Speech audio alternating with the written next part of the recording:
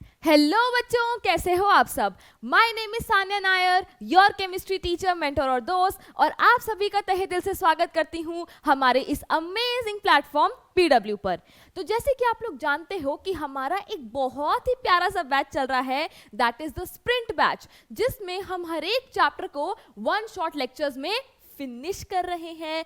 तो आज बच्चा केमिस्ट्री का one of the most awaited chapter, that is atoms and molecules की बारी है। भैया केमिस्ट्री का एक तो ये चैप्टर और नेक्स्ट वाला चैप्टर, इससे बच्चों को थोड़ा सा ऐसा लगता है भैया अब शुरू हुई है केमिस्ट्री, समझ रहे हो।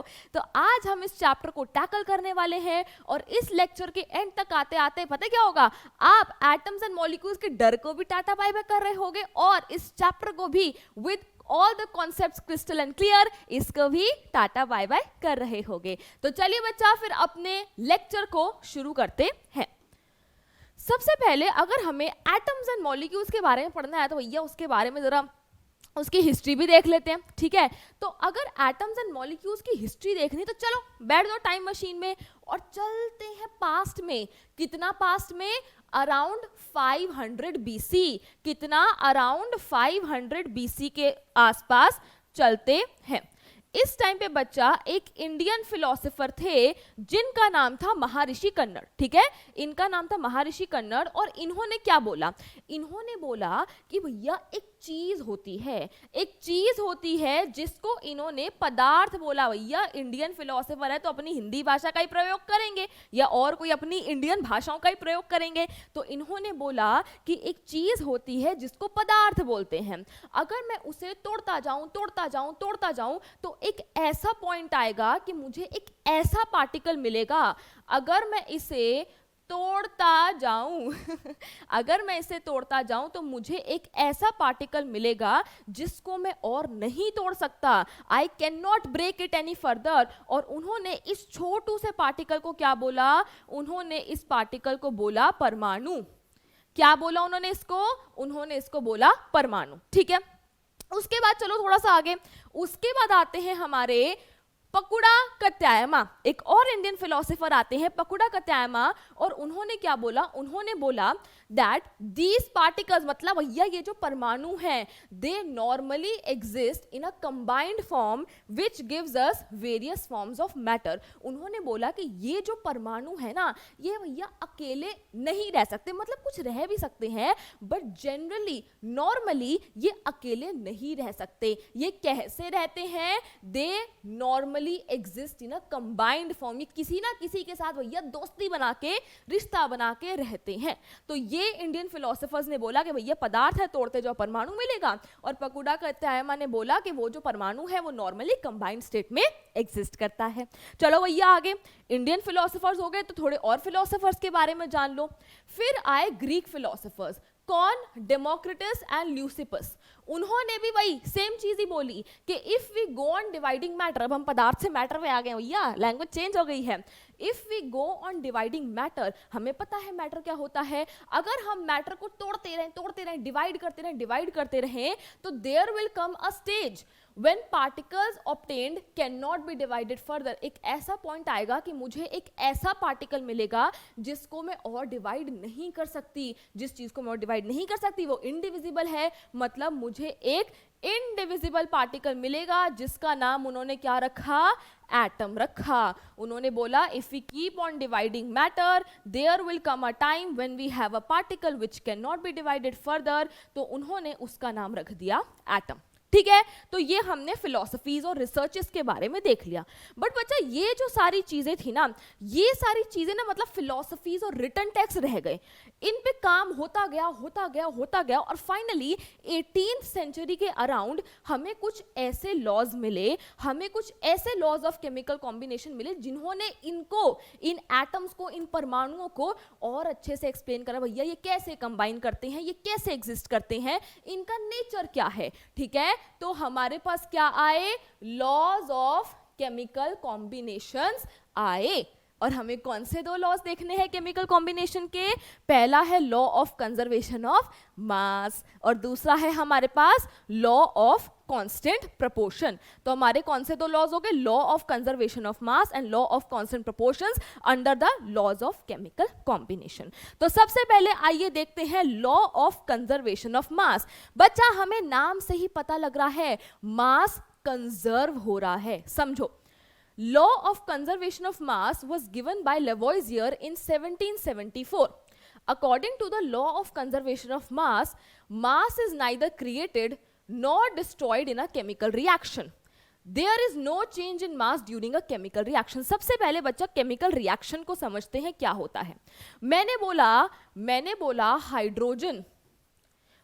बोला हाइड्रोजन और ऑक्सीजन जो है वो कंबाइन करके मुझे क्या दे रहे हैं? वो कंबाइन करके मुझे दे रहे हैं वाटर। ठीक है, ये मैंने बोला।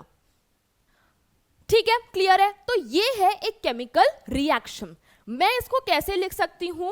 H2 plus O2 gives H2O। तो बच्चा ये क्या है? ये एक केमिकल इक्वेशन है। ठीक है, अब देखो इस केमिकल इक्वेशन में ये जो चीजें हैं ये रिएक्ट कर रहे हैं, इनके बीच कुछ ना कुछ चक्कर है भैया। ये रिएक्ट कर रहे हैं और क्योंकि ये रिएक्ट कर रहे हैं तो इनको क्या बोला जाता है? इनको बोला जाता है रिएक्टेंट्स। रिएक्टेंट्स जब रिएक्ट करते हैं और जो नई चीज बनाते हैं, H2 और O2 ने रिएक्ट करा, उन्होंने एक न्यू चीज बनाई, दैट इज वाटर। तो वो जो न्यू चीज होती है उसको बोला जाता है प्रोडक्ट।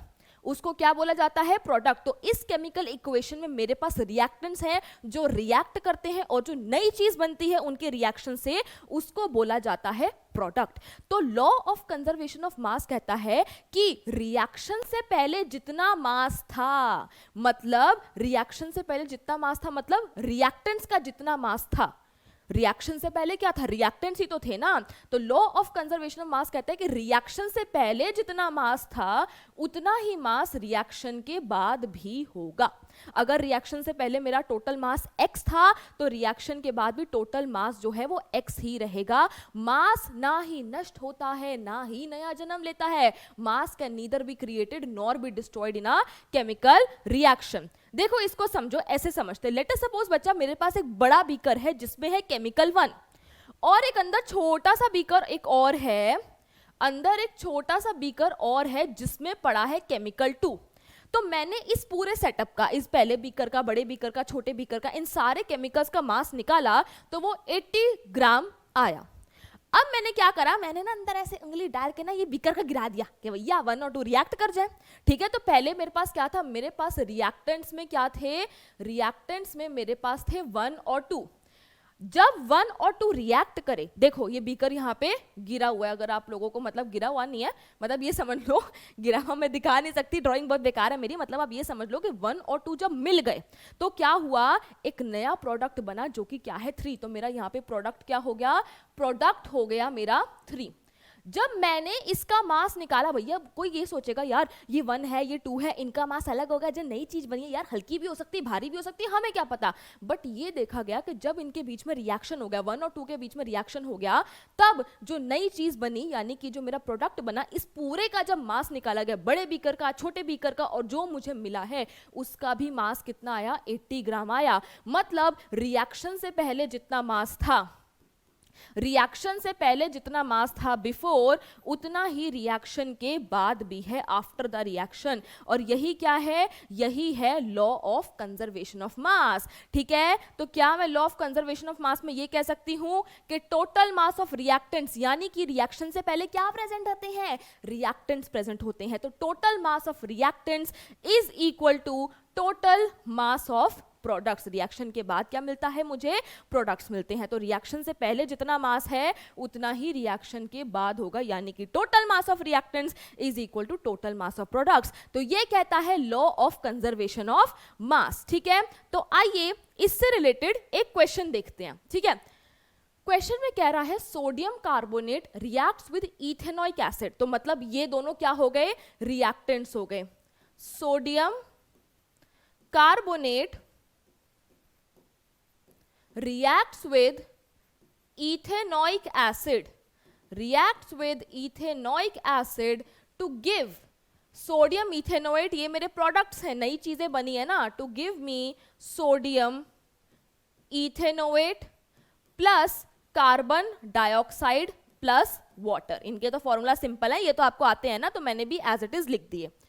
अब कहता है in the experiment 5.3 gram sodium carbonate, sodium carbonate कितना है 5.3 ग्राम है, reacted with 6 gram ethanoic acid, ethanoic acid कितना है 6 ग्राम है, to form 8.2 gram of sodium ethanoate, 2.2 gram of carbon dioxide and 0.9 gram of water. ये मुझे मिला experimentally, बच्चा ये देखा गया, मैं मन से नहीं बोल रही, एक्सपेरिमेंटली देखा गया।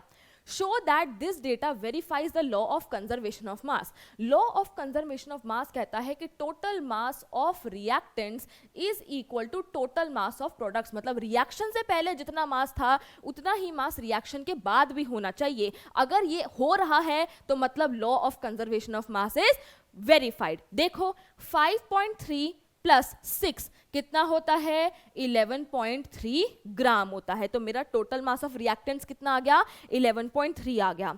अब यहां पे देखो 8.2 प्लस 2.2 प्लस 0.9, अगर हम इसका सम करेंगे तो ये भी कितना आएगा, ये आएगा 11.3 ग्राम। 8.2 प्लस 2.2 कितना हो गया 10.4, और 10.4 में 0.9 ऐड करोगे तो हो जाएगा 11.3। ठीक है, क्लियर हो गया।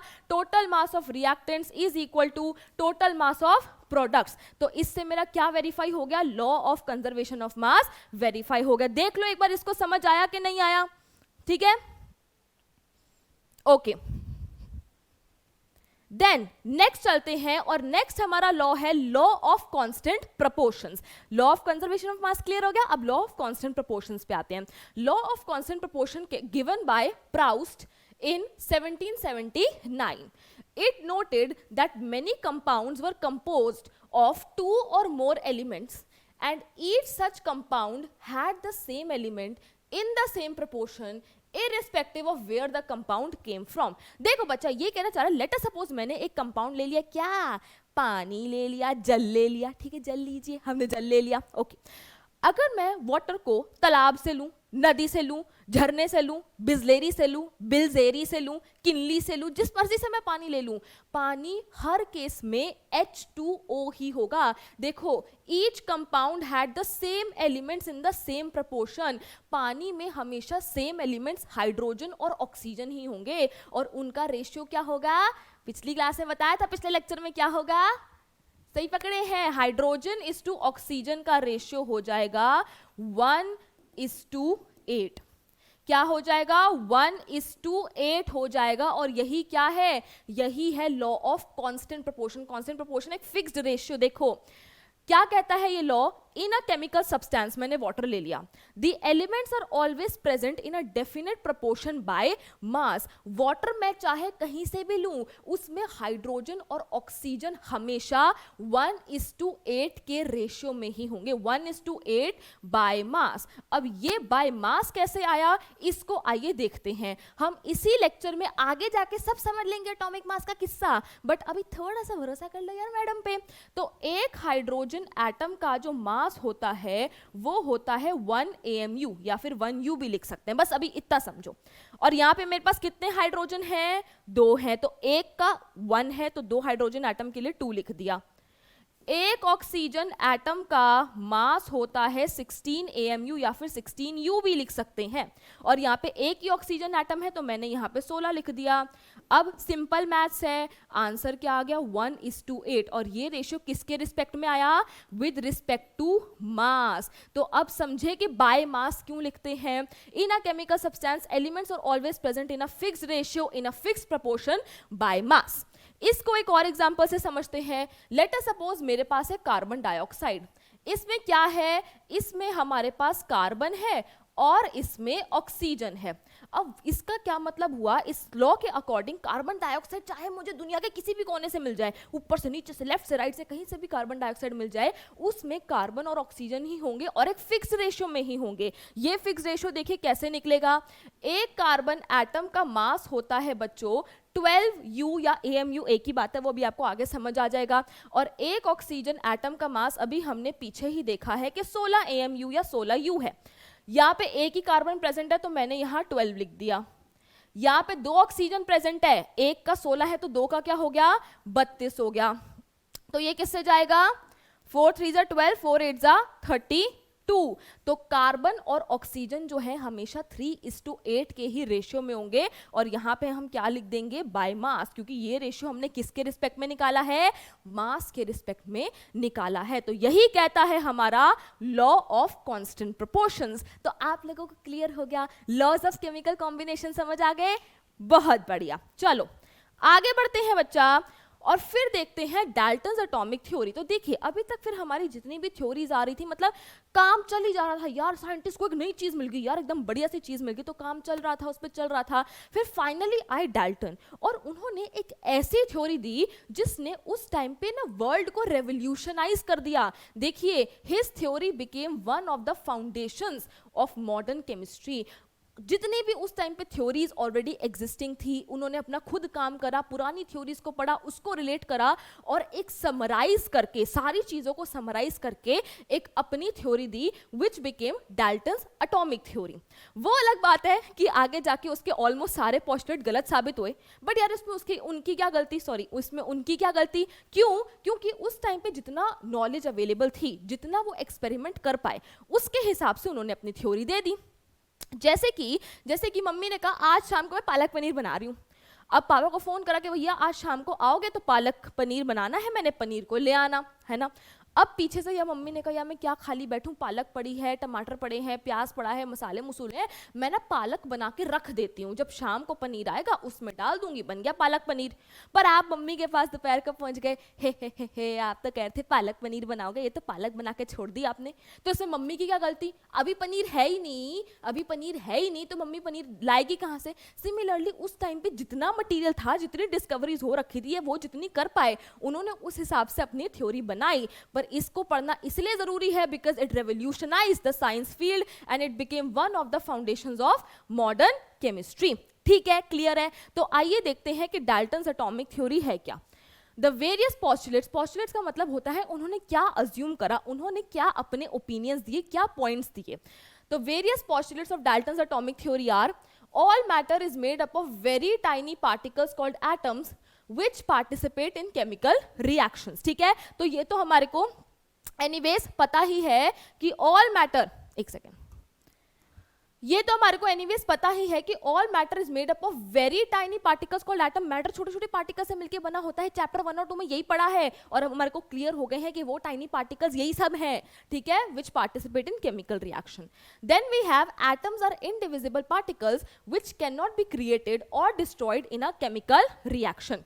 एटम्स आर इनडिविजिबल पार्टिकल्स, ये अलग बात है, बाद में जाके पता लगा कि एटम में भी इलेक्ट्रॉन प्रोटॉन न्यूट्रॉन होते हैं, बट उस टाइम तक क्या था कि एटम्स आर इनडिविजिबल पार्टिकल्स, इनको और डिवाइड नहीं करा जा सकता and they can not be created और destroyed in a chemical reaction. Let us suppose बच्चा एक एग्जांपल देखते हैं, मेरे पास है C+O2 गिव्स CO2। ये एक केमिकल रिएक्शन हुआ, कार्बन, यहाँ पे भी कार्बन, यहाँ पे भी कार्बन, यहाँ पे भी ऑक्सीजन, यहाँ पे भी ऑक्सीजन।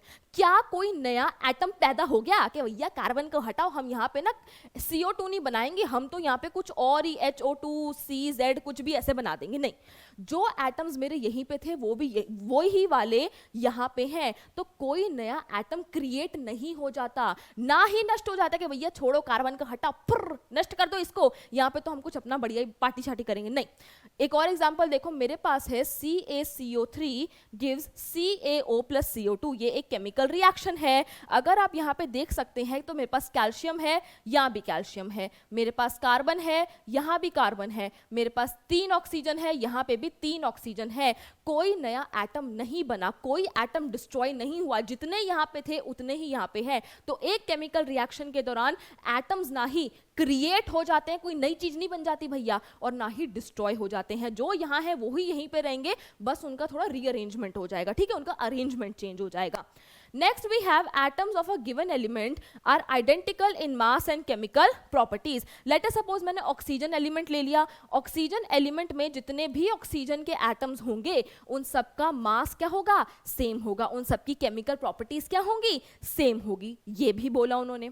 नेक्स्ट उन्होंने बोला atoms of different elements have different masses and chemical properties. Different element, late us suppose मेरे पास ऑक्सीजन है और मेरे पास हाइड्रोजन है, ऑक्सीजन के एटम और हाइड्रोजन के एटम्स को ऑब्वियसली मासेस क्या होंगे, अलग अलग होंगे, केमिकल प्रॉपर्टीज क्या होंगी, अलग अलग होंगी, ये बोला उन्होंने।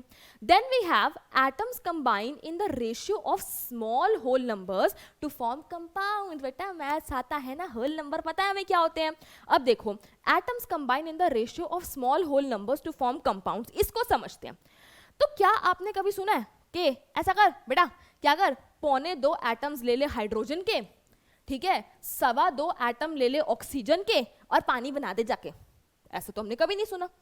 क्या हमने सुना है कि 3.8 एटम्स ले लो हाइड्रोजन के और 1.99 एटम ले लो ऑक्सीजन के और पानी बना दो?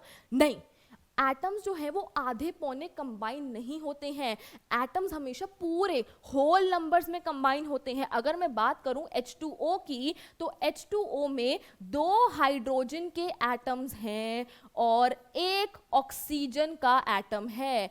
ऐसा नहीं है एक ऑक्सीजन का एटम है, ऐसा नहीं है कि 3.8 एटम हाइड्रोजन के ले लो, 1.99 एटम ऑक्सीजन के ले लो और पानी बना दो, नहीं, होल नंबर्स में कंबाइन होते हैं। मेरे पास अगर कार्बन डाइऑक्साइड है तो उसमें 1 कार्बन का एटम है और उसमें 2 ऑक्सीजन के एटम्स हैं। ऐसा नहीं है कि 2.8 कार्बन हो गया एंड 3.45 ऑक्सीजन हो गया, ऐसा नहीं होता है। तो एटम्स हमेशा होल नंबर्स में कंबाइन होते हैं, रेशियो ऑफ होल नंबर्स में कंबाइन होते हैं। क्लियर हो गई ये बात? वाटर में 2 हाइड्रोजन 1 ऑक्सीजन, तो क्या रेशियो हो गया, 2:1, होल नंबर्स का रेशियो हो गया। क्लियर है? Atoms combine in ratio of small whole numbers to form compounds. Then the relative number and kinds of atoms are constant in a given compound. Let us suppose मैंने पानी ले लिया, अब बेटा इसमें पानी में हमेशा हाइड्रोजन और ऑक्सीजन ही होगा। काइंड ऑफ एटम्स जो हैं किसी भी कंपाउंड में वो क्या रहेंगे, कांस्टेंट रहेंगे। पानी में हाइड्रोजन और ऑक्सीजन नहीं होगा, ये नहीं कि आज मेरा मन करे जा कार्बन बेटा जा पानी बना जा, ऐसे नहीं होता। पानी है तो हाइड्रोजन और ऑक्सीजन ही होगा, ठीक है, और उसके रिलेटिव नंबर, उस जो नंबर ऑफ एटम्स है वो भी सेम रहेंगे। वाटर है तो मेरे पास 2:1 का ही रेशियो होगा, 2 हाइड्रोजन एटम्स होंगे और 1 ऑक्सीजन का एटम होगा। So the relative number and kinds of atoms are constant in a given compound. तो ये क्या थी, ये थी पूरी बच्चा डाल्टन्स एटॉमिक थ्योरी, जो कि बहुत ही बढ़िया साबित हुई उस टाइम के हिसाब से। बट वही, ये थोड़ी ना कि उन्होंने अपनी थ्योरी दे दी भैया तो एकदम वक्त ही रुक गया और कोई डिस्कवरियां होना ही बंद हो गई, ऐसा तो है नहीं। Science moves forward, time moves forward, है ना। तो और डिस्कवरीज हुई और उनकी थ्योरी में क्या आने लगी, लिमिटेशंस आने लगी। सबसे पहली और सबसे मेजर ड्रॉबैक क्या था कि उन्होंने बोला कि एटम इनडिविजिबल है, एटम से छोटा कुछ हो ही नहीं सकता। बट अब हमें बहुत अच्छे से पता है कि एटम के अंदर, भैया मुझे पता है अभी आगे पढ़ेंगे हम इस चैप्टर में, नेक्स्ट चैप्टर में पढ़ेंगे सॉरी, बट स्टिल इतना तो पता ही होगा कि एटम के अंदर इलेक्ट्रॉन, प्रोटॉन और न्यूट्रॉन भी होते हैं। तो ये इनकी क्या थी, ड्रॉबैक थी। नेक्स्ट क्या था, Dalton's atomic theory says that all the atoms of an element have exactly the same mass. It is however now known that atoms of same element can have different masses. उन्होंने क्या बोला, late us suppose मेरे पास carbon का element है, carbon के element में carbon के atoms होंगे, ठीक है, कार्बन कार्बन कार्बन। तो उन्होंने बोला कि कार्बन के एलिमेंट में कार्बन के जितने भी एटम्स हैं सबका मास क्या होना चाहिए, सेम होना चाहिए। उनका पोस्टुलेट तो यही कहता है ना कि all the atoms of an element have exactly same mass. मैंने कार्बन एलिमेंट ले लिया, कार्बन के एटम्स ले लिए, सारे एटम्स का सेम मास होना चाहिए। बट बाद में जाके पता लगा कि ऐसा नहीं है। एक कार्बन एटम का मास 12 है, एक कार्बन एटम का मास 13 है, एक का मास 14 है, ठीक है। सेम एलिमेंट के एटम्स हैं, फिर से रिपीट कर रही हूं, ये सेम एलिमेंट के एटम्स हैं बट इनके मासेस अलग अलग हैं। इनको बोला जाता है बेटा जी क्या, आइसोटोप्स। क्या बोला जाता है? आइसोटोप्स। अगेन इनको हम चैप्टर नंबर 4 में डिटेल में पढ़ेंगे, बट अभी के लिए उन्होंने क्या बोला कि एक एलिमेंट के एटम्स का मास सेम, बट हमने एक एलिमेंट के एटम्स लिए मास उनके अलग अलग दिखा दिए। ड्रॉबैक हो गया। Next, Dalton's atomic theory said that atoms of different elements have different masses. Different element, मेरे पास K है और मेरे पास कैल्शियम है, मेरे पास पोटेशियम है और मेरे पास कैल्शियम है, ये डिफरेंट एटम्स हैं, इनके मासेस अलग अलग होने चाहिए, बट बाद में पता लगा कि इसका मास भी 40 होता है, इसका मास भी 40 होता है। ये अलग अलग एलिमेंट के एटम्स हैं, these are different atoms but still इनका मास सेम है, इनको बोला जाता है आइसोबार्स। चैप्टर नंबर 4 में डिटेल में पढ़ेंगे, बट ये क्या हो गई? ये हो गया उनका लिमिटेशन या फिर डाल्टन का ड्रॉबैक। तो क्या आप लोगों को डाल्टन्स एटॉमिक थ्योरी समझ आई? बहुत बढ़िया भाई, ठीक है, फिर आगे चलते हैं और अब आ गए हैं अपने एटम्स एंड मॉलिक्यूल्स चैप्टर के टॉपिक एटम्स पे। ठीक है, तो देखो, just as all the houses are made up of bricks, जैसे बच्चा अगर एक घर है, घर में अगर मैं एक पोर्शन अलग करने की कोशिश करूं तो घर किससे बना है? दीवारों से बना है। दीवारें किससे बनी है? ब्रिक से बनी है। तो एक घर का सबसे छोटा पार्ट क्या है? ब्रिक है। वैसे ही मैटर, मैटर का सबसे छोटा part, 10 atoms are the building blocks of matter around us. वो हमें अभी पता लग जाएगा यार आगे लेक्चर्स में कि एटम के अंदर भी छोटी छोटी चीजें हैं, बट हम अभी क्या बोल रहे हैं कि atoms are the building blocks of all the matter around us. तो एटम क्या हो गए? An atom is the smallest particle of an element that can take part in a chemical reaction। यही है एटम की डेफिनेशन, यही पढ़ते आ रहे हैं कि भैया मैटर के बिल्डिंग ब्लॉक्स ही क्या हैं? एटम्स हैं। ठीक है, बहुत बढ़िया। अब देखो यार एटम्स के बारे में, एटम एटम एटम एटम हो ही जा रहा, तो एटम की पूरी डिटेल भी तो हमें पता होनी चाहिए। तो देखिए, atoms are so small that we can not see them even under a powerful optical microscope. अगर मैं आपसे बोलूं कि बेटा मुझे बताओ कि सबसे छोटी चीज कौन सी है जो आप अपनी आंखों से देख सकते हो, तो आप कहोगे मैम चींटी, फिर आप कहोगे मैम रेत का दाना, है ना, ऐसे ऐसे कुछ बोलोगे। बट एटम्स इतने छोटे होते हैं, इतने छोटे होते हैं कि नेकेड आइज तो छोड़ो, आप उनको एक पावरफुल ऑप्टिकल माइक्रोस्कोप के अंडर भी नहीं देख सकते। इनको देखने के लिए बहुत ही एडवांस, बहुत ही हाईफाई डिवाइसेस की जरूरत पड़ती है। और जब इनको ऑब्जर्व करा गया तो पता लगा कि बेटा इनकी शेप कैसी होती है? इनकी शेप होती है spherical, they are spherical in shape. अब खुद सोचो, अगर मैं आपको बोलूं कि भैया एक पार्क है, गोल्स है ना, इसका मुझे साइज बताओ ये कितना बड़ा, तो आप कहोगे मैम रेडियस पता होना चाहिए ना, है ना। मैं आपको एक बॉल दे दूं, बास्केटबॉल दे दूं, मैं कहूं बताओ इसका ये कितनी बड़ी है, तो आप कहोगे मैम इसका रेडियस इतना है, आप हिसाब लगा लो।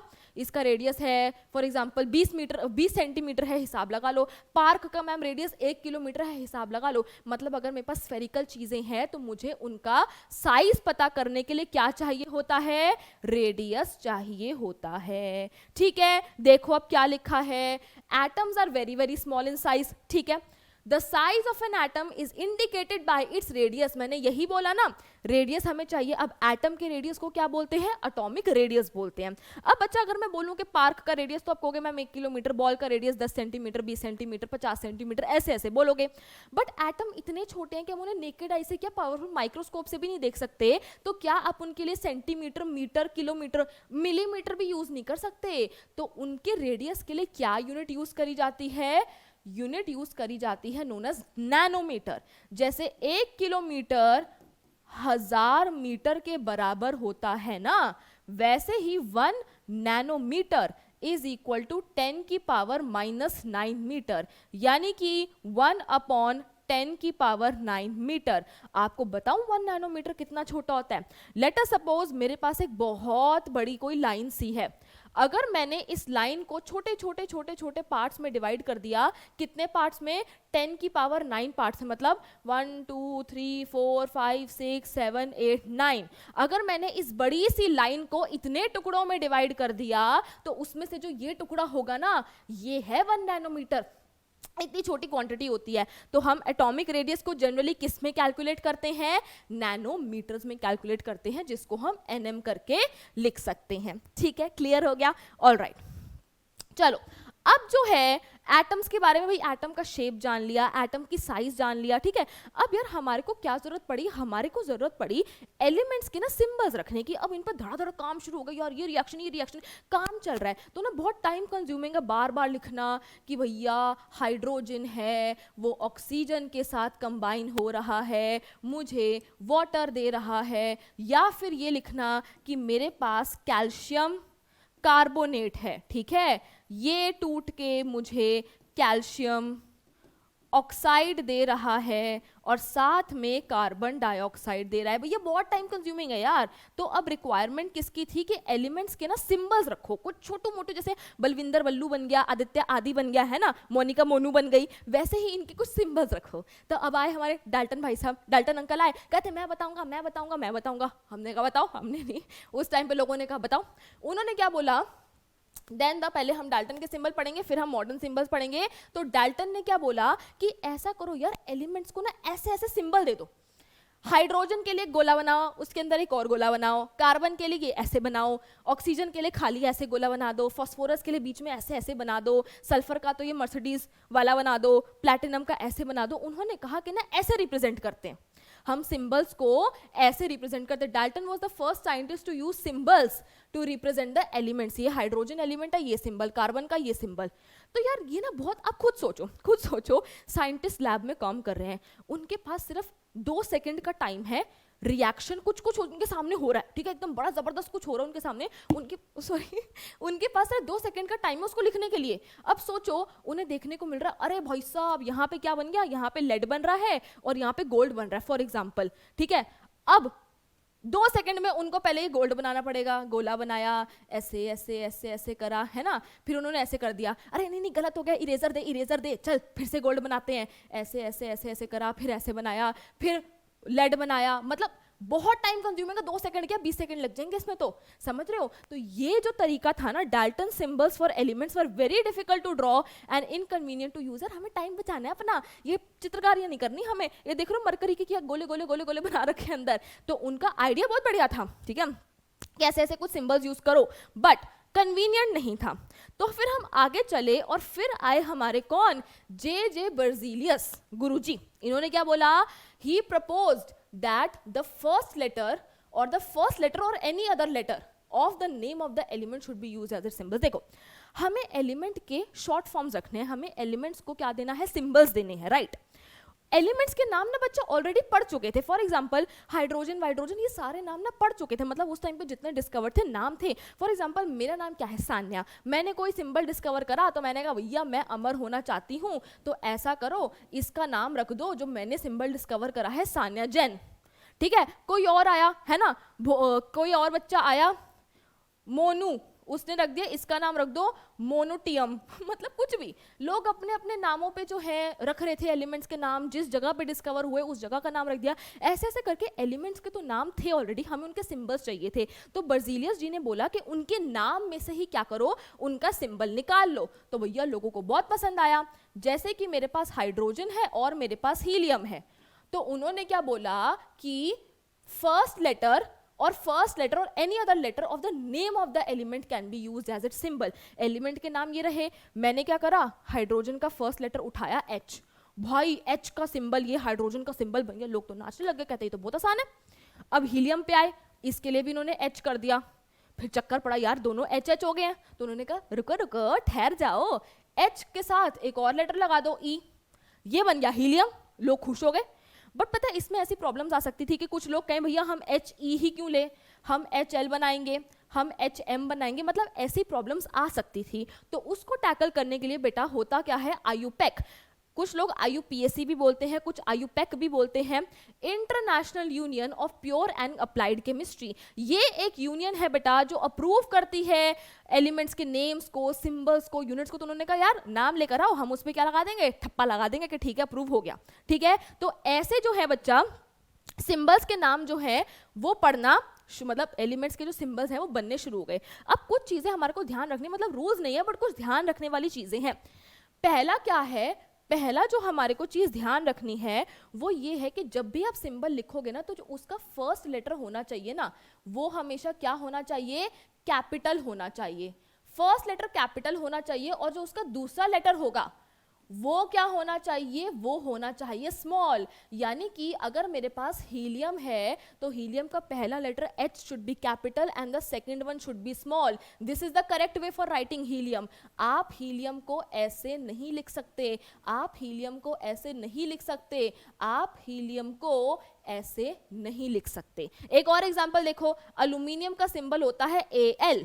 दिस इज द करेक्ट वे। आप, ये एल्यूमिनियम नहीं है, ये हाँ नहीं, इसको छोटा कर दो ये एल्यूमिनियम नहीं है, ये एल्यूमिनियम नहीं है, ठीक है। तो क्या होना चाहिए, पहला लेटर हमारा कैपिटल होना चाहिए और दूसरा स्मॉल होना चाहिए। सेकंड जो हमारे को बात ध्यान में रखनी है वो ये है कि जरूरी नहीं है कि आप फर्स्ट लेटर के साथ हमेशा सेकंड लेटर ही लो। जैसे कि फॉर एग्जांपल मेरे पास हीलियम है, राइट, हीलियम है मेरे पास, इसमें मैंने फर्स्ट लेटर तो लिया ही और मैंने सेकंड लेटर भी ले लिया, ठीक है। मेरे पास एल्यूमिनियम है, मैंने एल्यूमिनियम में फर्स्ट लेटर लिया और मैंने दूसरा L ले लिया।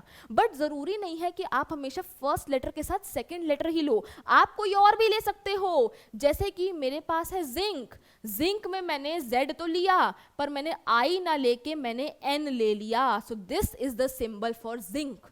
मैंने फर्स्ट लेटर लिया और तीसरा लेटर लिया।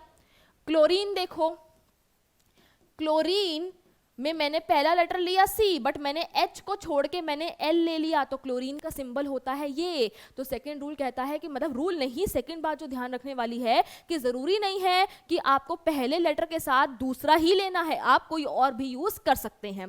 तीसरी जो चीज हमारे को ध्यान रखनी है वो ये है कि जरूरी नहीं है कि जो एलिमेंट्स हैं उनके सिंबल उनके इंग्लिश नाम से ही आए। क्या मैंने बोला, जरूरी नहीं है कि अगर आप किसी भी एलिमेंट का सिंबल रख रहे हो तो वो उसके इंग्लिश वाले नाम से ही आए।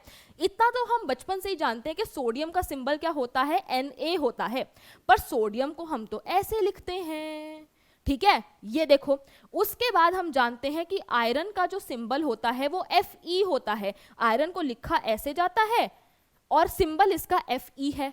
तो जरूरी नहीं है कि आप सिंबल जो है इंग्लिश नाम से ही निकालो। सिंबल जो है बच्चा वो देखो, सोडियम का लैटिन नाम क्या होता है, सोडियम का लैटिन भाषा में नाम होता है नेट्रियम। तो हमने जो सोडियम का सिंबल है वो उसके लैटिन नाम में से निकाला। आयरन का बेटा होता है फेरम, फेरम, तो मैंने इसके इस नाम में से इसका सिंबल निकाला। तो जरूरी नहीं है कि आप एलिमेंट्स के सिंबल उनके इंग्लिश नाम में से ही निकालो। दूसरी भाषा में अगर उनका कोई नाम है तो हम उससे भी उनके सिंबल्स ले सकते हैं, मतलब लिए गए हैं, ठीक है। तो ये तीन बातें जो थी आपको ध्यान रखने वाली थी, ठीक है। अब चलते हैं आगे और फर्स्ट 20 एलिमेंट्स के जो नेम है वो लर्न करते हैं। बहुत सिंपल है, मुझे बस लिटरली 5 मिनट दे दो, आपको पहले 20 एलिमेंट्स का नाम लर्न करवा दूंगी मैं। देखो ये क्या है, हाय, हेलो, लिसन, भोले, बच्चों, सी, इसको ये वाला सी लिखो सी न्यूज ऑन फ्राइडे नाइट। देखो अब मैं क्या लिखूंगी, 2 सेकेंड दो मेरे को।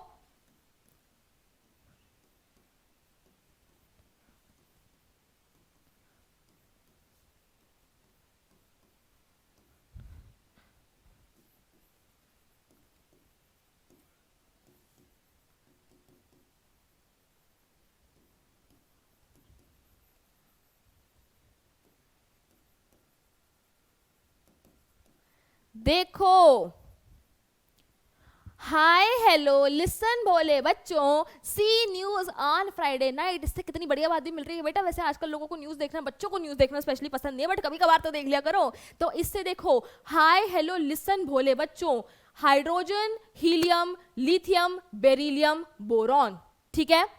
सी न्यूज, सी का ये वाला सी, ठीक है, सी फॉर कार्बन, न्यूज के एन से क्या निकला, नाइट्रोजन, ऑन के ओ से क्या निकला, ऑक्सीजन, फ्राइडे के एफ से क्या आया, फ्लोरीन, और नाइट के एन से क्या आया, नियॉन। तो hydrogen, helium, lithium, beryllium, boron, carbon, nitrogen, oxygen, fluorine and neon. तो देखो यहाँ पे यही है, hydrogen, helium, lithium, beryllium, boron, carbon, nitrogen, oxygen, fluorine and neon. तो ये हो गए आपके पहले 10 एलिमेंट्स। 2.5 मिनट में हुए, अब नेक्स्ट 2.5 मिनट दो, आपको बाकी के 20 भी लर्न करा देंगे।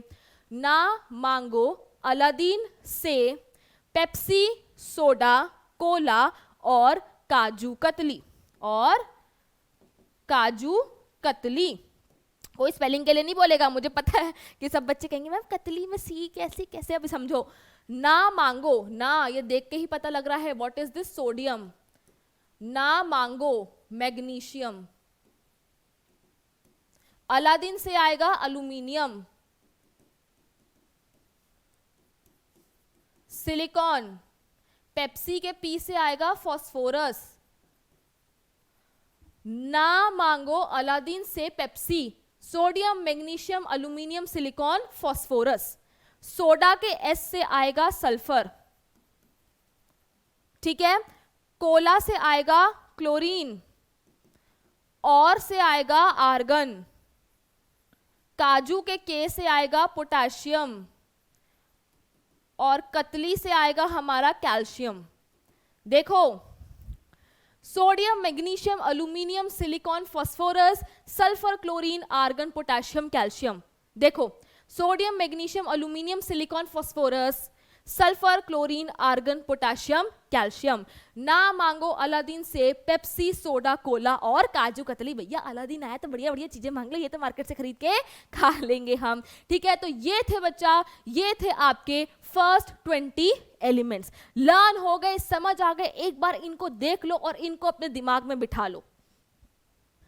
चलो ठीक है, फिर चलते हैं आगे। ये आपने फर्स्ट 20 के तो देख लिए बच्चा, पर ये भी कुछ कुछ इंपॉर्टेंट है, आप इस टेबल को भी देख सकते हैं, इसमें कुछ कुछ आपको एक्स्ट्रा भी मिलेंगे, आप उनको भी देख लीजिएगा। अब चलते हैं हम एक बहुत ही इंपॉर्टेंट टॉपिक पे, that is atomic mass of an element.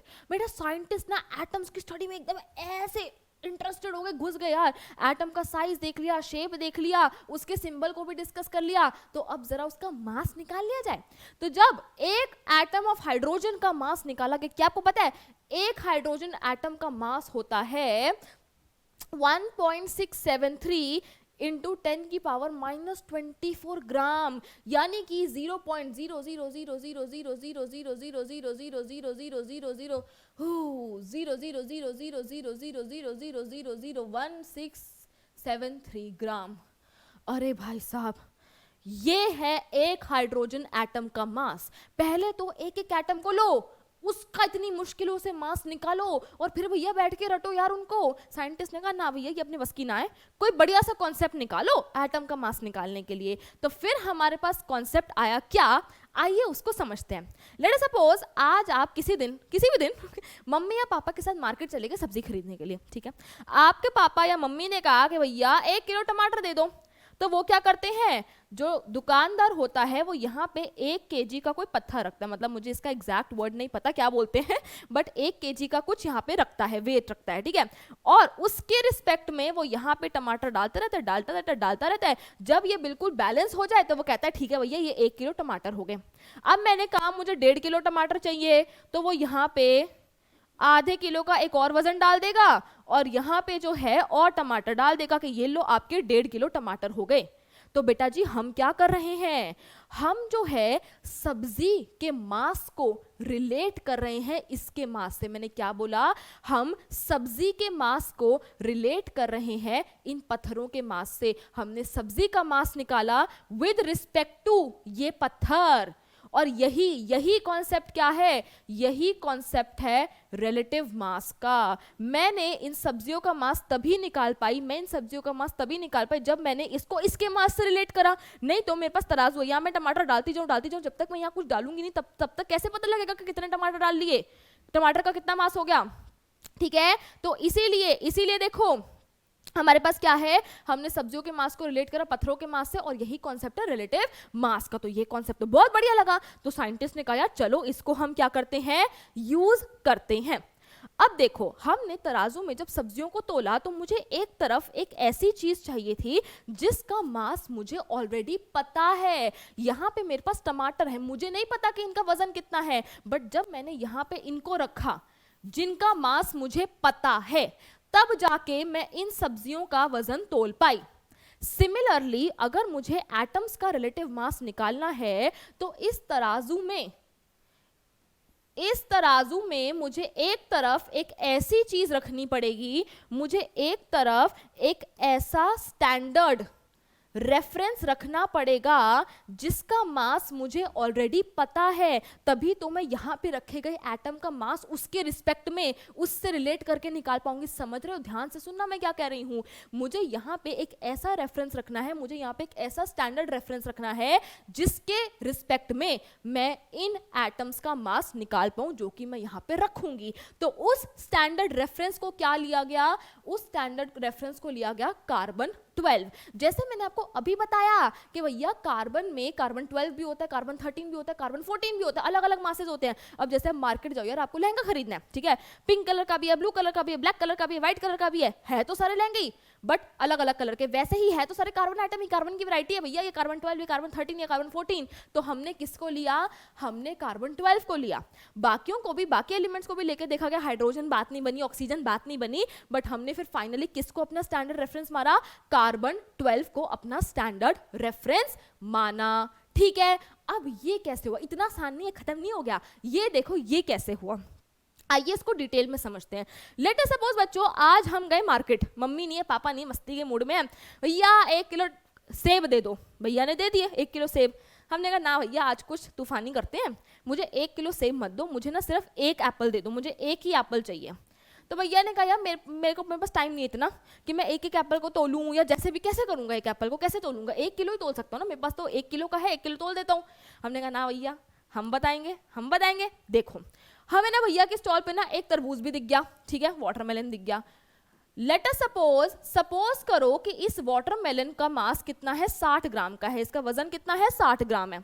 मैंने यहाँ पे एक सेब रखा, अगर आपको तराजू दिख रहा है तो बहुत बढ़िया, नहीं दिख रहा तो मैं यहाँ पे बना देती हूँ, ठीक है। मैंने इस तराजू पे क्या करा? यहाँ पे सेब रखा और यहाँ पे बड़ा सा तरबूज रख दिया। ये 60 ग्राम का, यार सेब तो छोटू सा होता है, तो ये तो बैलेंस ही नहीं हुआ। भैया हंसने लगे हमने कहा भैया रुक जाओ।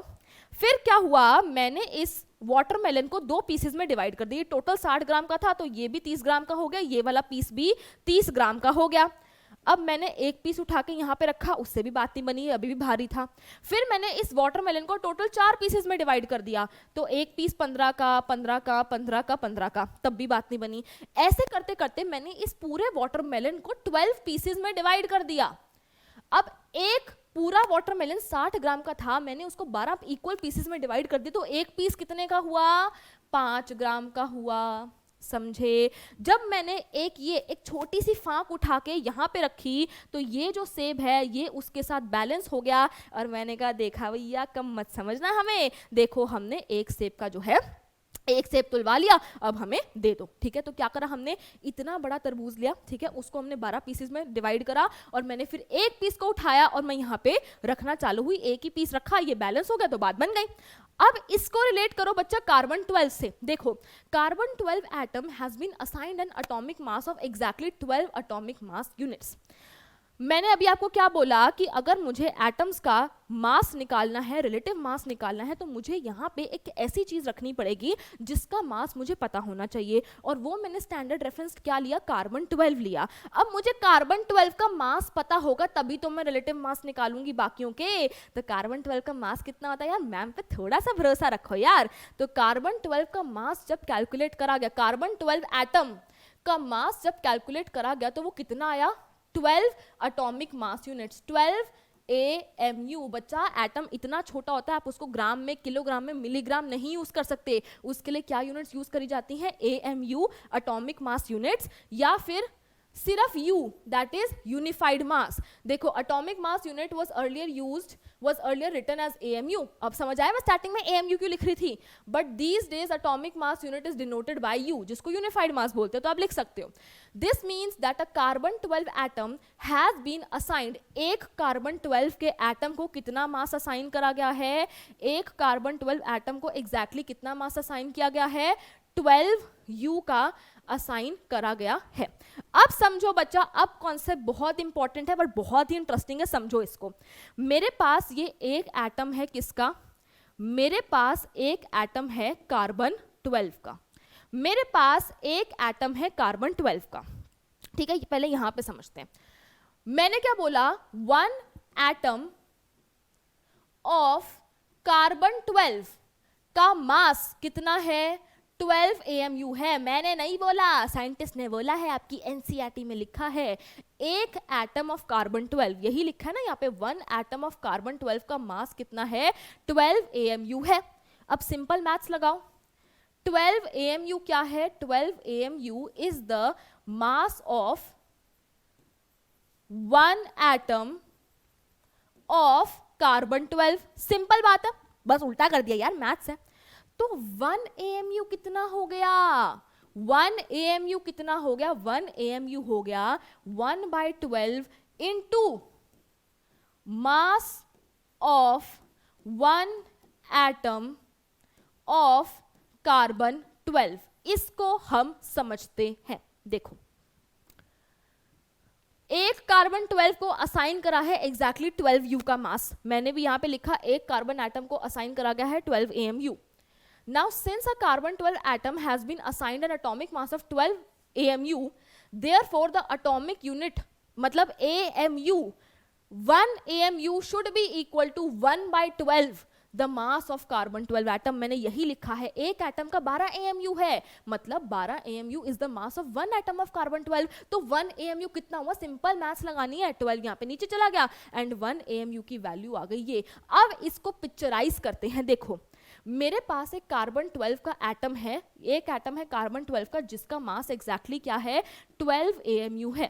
मैंने इस एक कार्बन के एटम को 12 इक्वल टुकड़ों में डिवाइड कर दिया। याद करो, मेरे पास एक तरबूज था, मैंने उस तरबूज को 12 इक्वल पीसेस में डिवाइड करा था और फिर एक फाक उठाई और उससे मैंने क्या करा, एप्पल तोड़ लिया। वैसे ही मेरे पास एक कार्बन 12 का एटम है जिसका मास क्या है, 12 AMU। मैंने इस पूरे एटम को 12 इक्वल पीसेस में डिवाइड करा, पूरे का 12 AMU है, तो एक पीस का, इस एक पीस का मास कितना होगा, इस एक पीस का मास होगा AMU। और यही ये एक पीस, इस पूरे कार्बन एटम का 1/12 पार्ट जो है ना, ये पिज्जा की स्लाइस, यही क्या है, यही है 1 AMU। देखा, समझे, 1 AMU क्या है, पूरे कार्बन एटम का 1/12, समझे। अब फिर हमने मास कैसे निकाला, बाकी एटम्स का रिलेटिव के मास कैसे निकाला। लेट अस सपोज मैंने यहां पे रख दिया क्या, हाइड्रोजन का एक एटम। जब मैंने हाइड्रोजन का एटम यहाँ पे रखा और मैंने यहाँ क्या करा, पिज्जा स्लाइसेस रखनी शुरू करी। अरे अपना 1 AMU 1/12 पीस जो है हमारा, मैंने यहाँ पे 1 AMU रखा और ये भैया तराजू बिल्कुल बैलेंस हो गया। मतलब तराजू नहीं यार, ये मत सोचना कि एक एक एटम को ऐसे ऐसे रख रहे थे, नहीं, ठीक है, उनके अपने डिवाइसेस थे। बट मैंने यहाँ पे हाइड्रोजन का एक एटम रखा, यहाँ पे मैंने 1 AMU का एक टुकड़ा रखा और ये बैलेंस हो गया। तो मेरे एक हाइड्रोजन एटम का मास कितना आ गया, 1 AMU आ गया। यहाँ पे एक हाइड्रोजन एटम है और यहाँ पे केवल एक ही टुकड़ा है, ये एक टुकड़ा माने 1 AMU, ठीक है। अब मैंने यहाँ पे ऑक्सीजन एटम रख दिया, मैंने यहाँ पे टुकड़े रखने शुरू करे। मैंने 1 रखा, 2 रखा, 3 रखा, 4 रखा, 5 रखे। ऐसे करते करते मैं ये टुकड़े रखने शुरू हुई और मैंने देखा कि जब मैं यहाँ पे 16 टुकड़े रख दूंगी तब जाके ये तराजू बैलेंस हुआ। यानी कि एक ऑक्सीजन एटम का मास कितना हो गया, 16 AMU। मुझे 16 टुकड़े रखने पड़े, एक टुकड़े का मास 1 AMU, 16 टुकड़ों का मास 16 AMU। तो एक ऑक्सीजन एटम का मास होता है 16 AMU। मैंने यहाँ पे नाइट्रोजन का एटम रखा, मैं यहाँ पीसेस रखती गई, मुझे ये देखने को मिला कि एक नाइट्रोजन एटम के लिए मुझे कितने पीसेस रखने पड़ रहे हैं, 14 पीसेस। तो एक नाइट्रोजन एटम का मास कितना हो गया, 14 AMU हो गया। और यही कॉन्सेप्ट है आपका एटॉमिक मास ऑफ एलिमेंट का। क्या आपको ये कॉन्सेप्ट समझ आया, क्लियर हुआ तो जल्दी से भैया मेरे को कमेंट्स में बता देना, ठीक है। अब देखो, thus 1 atomic mass unit 1 AMU is defined as 1/12 the mass of an atom of carbon 12। यही तो मैंने पीछे लिखा था प्यारे बच्चों, 1 AMU is equal to 1/12 into mass of 1 atom of carbon 12। This is 1 AMU, हमारा पिज्जा का टुकड़ा भैया, चीज वाला, चीज पुल वाला। देखो, the relative atomic masses of all the other elements have been found with respect to an atom of carbon 12। और बाकी एलिमेंट्स का मास जो है इनके रिस्पेक्ट में निकाला गया। तो आपको ये चीज क्लियर हुई, समझ आया? अब ये कुछ एटॉमिक मासेस हैं, ये कुछ एटॉमिक मासेस है जो आपको समझने हैं। हाइड्रोजन का 1, कार्बन का 12, नाइट्रोजन का 14, जैसे मैं बता रही थी ऑक्सीजन का 16, सोडियम का 23 एंड सो ऑन। ये आपको बेटा टेबल लर्न कर लेना है and this was your concept of atomic mass. Clear हुआ? ठीक है, फिर चलो अब आगे बढ़ते हैं। और एटम्स हो गया, तो चलो अब आ जाते हैं हम अपने अगले टॉपिक पे, which is how do atoms exist, यानी कि मतलब हम क्या पढ़ने वाले हैं अब, मॉलिक्यूल्स के बारे में पढ़ने वाले हैं।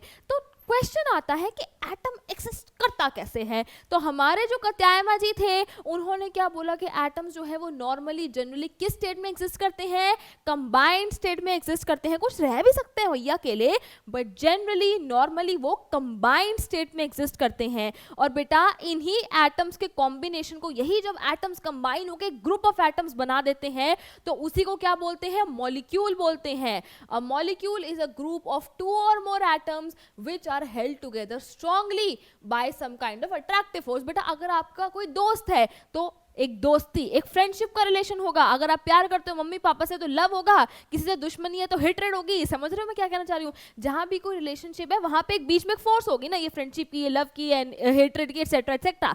वैसे ही अगर एटम्स पास में आ रहे हैं, ग्रुप ऑफ एटम्स कंबाइन हो रहे हैं, तो उनके बीच में एक अट्रैक्टिव फोर्स एग्जिस्ट करती है और उस अट्रैक्टिव फोर्स को क्या बोलते हैं, केमिकल बॉन्ड बोलते हैं। तो ये हमारे प्यारे प्यारे चुन्नू मुन्नू क्या है, ये हमारे मॉलिक्यूल है। देख रहे हो एटम्स ने ग्रुप बना रखा है। मैन भी क्या है, सोशल एनिमल है यार, अकेले एग्जिस्ट करना मुश्किल होता है। वैसे ही एटम्स ने भी क्या बना लिया, ग्रुप बना लिया, और उस ग्रुप ऑफ एटम्स को बोलते हैं मॉलिक्यूल्स। अब मॉलिक्यूल्स बच्चा दो चीजें बना सकते हैं, या तो हमारे पास होता है मॉलिक्यूल ऑफ एलिमेंट, या फिर हमारे पास होता है molecule of compound. Molecule of element क्या है, ध्यान से सुनना। जब सेम टाइप के एटम्स मिलकर मॉलिक्यूल बनाते हैं, क्या बोला मैंने, जब सेम टाइप के एटम्स मिलकर मॉलिक्यूल बनाते हैं तो उनको मॉलिक्यूल ऑफ एलिमेंट बोलते हैं। देखो ये क्या है, एक मॉलिक्यूल है, इसमें सेम टाइप के एटम्स, ऑक्सीजन ऑक्सीजन, ये molecule of element. Molecule of compound, अब नाम से पता लग रहा होगा, जब डिफरेंट टाइप के एटम्स मिलकर मॉलिक्यूल बनाते हैं, जब डिफरेंट टाइप के एटम्स मिलकर मॉलिक्यूल बनाते हैं उनको बोलते हैं मॉलिक्यूल ऑफ कंपाउंड। ये मेरा वाटर का मॉलिक्यूल है, इसमें एक हाइड्रोजन एटम है, ऑक्सीजन एटम है, डिफरेंट टाइप के एटम्स हैं, और ये क्या बना रहे हैं, मॉलिक्यूल ऑफ कंपाउंड बना रहे हैं। आइए इनको थोड़ा सा और अच्छे से जानते हैं।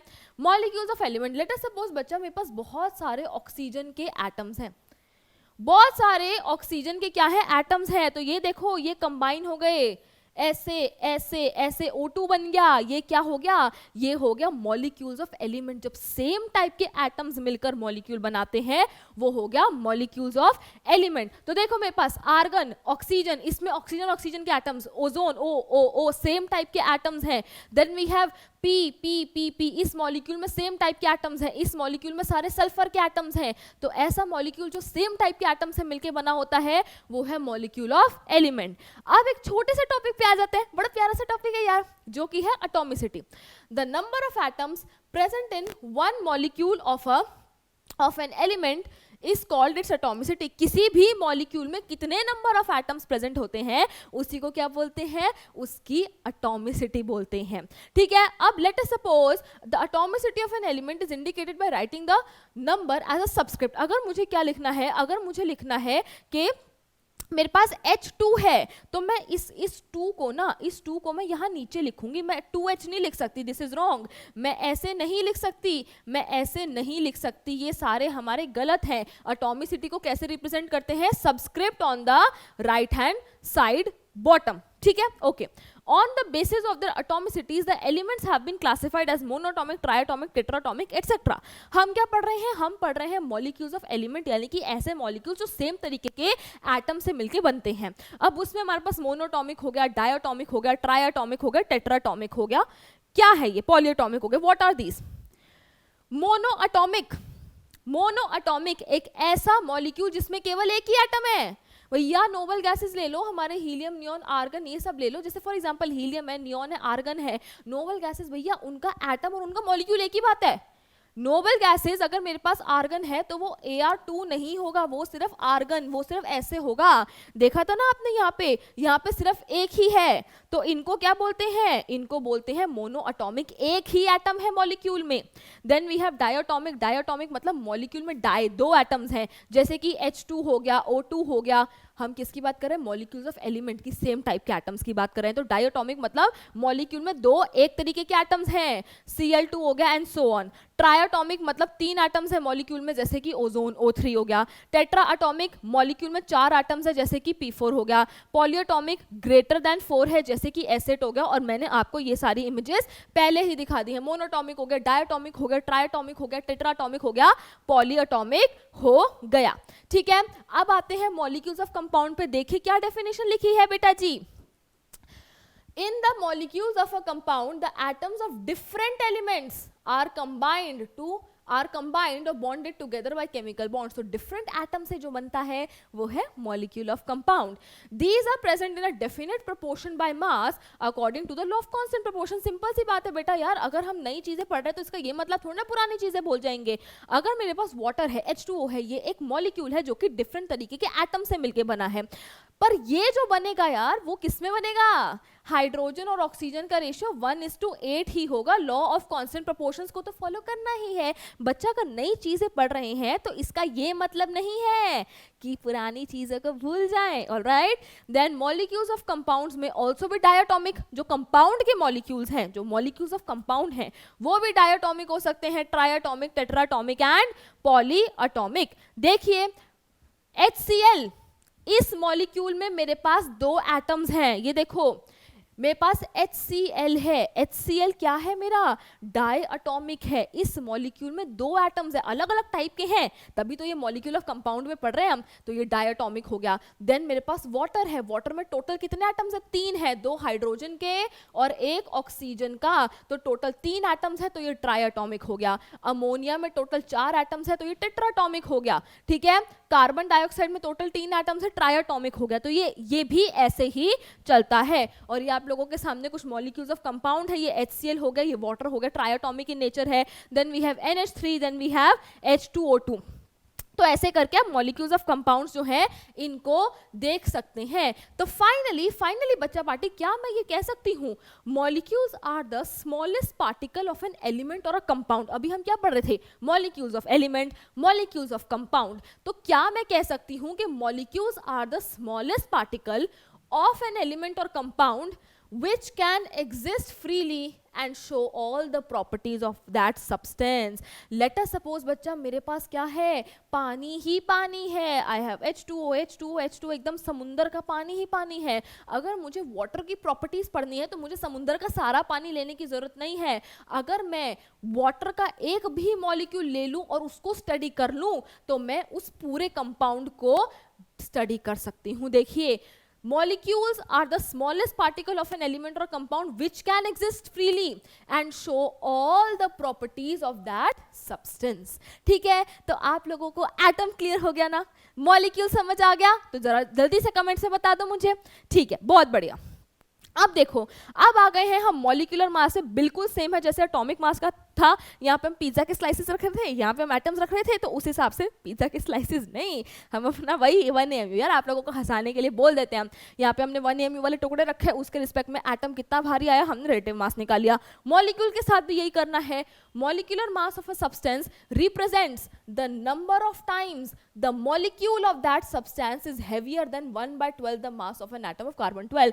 मैं यहाँ टुकड़े रख रही हूँ, कोई मॉलिक्यूल कितना भारी है उससे हमारा क्या आ जाएगा, मॉलिक्यूलर मास आ जाएगा।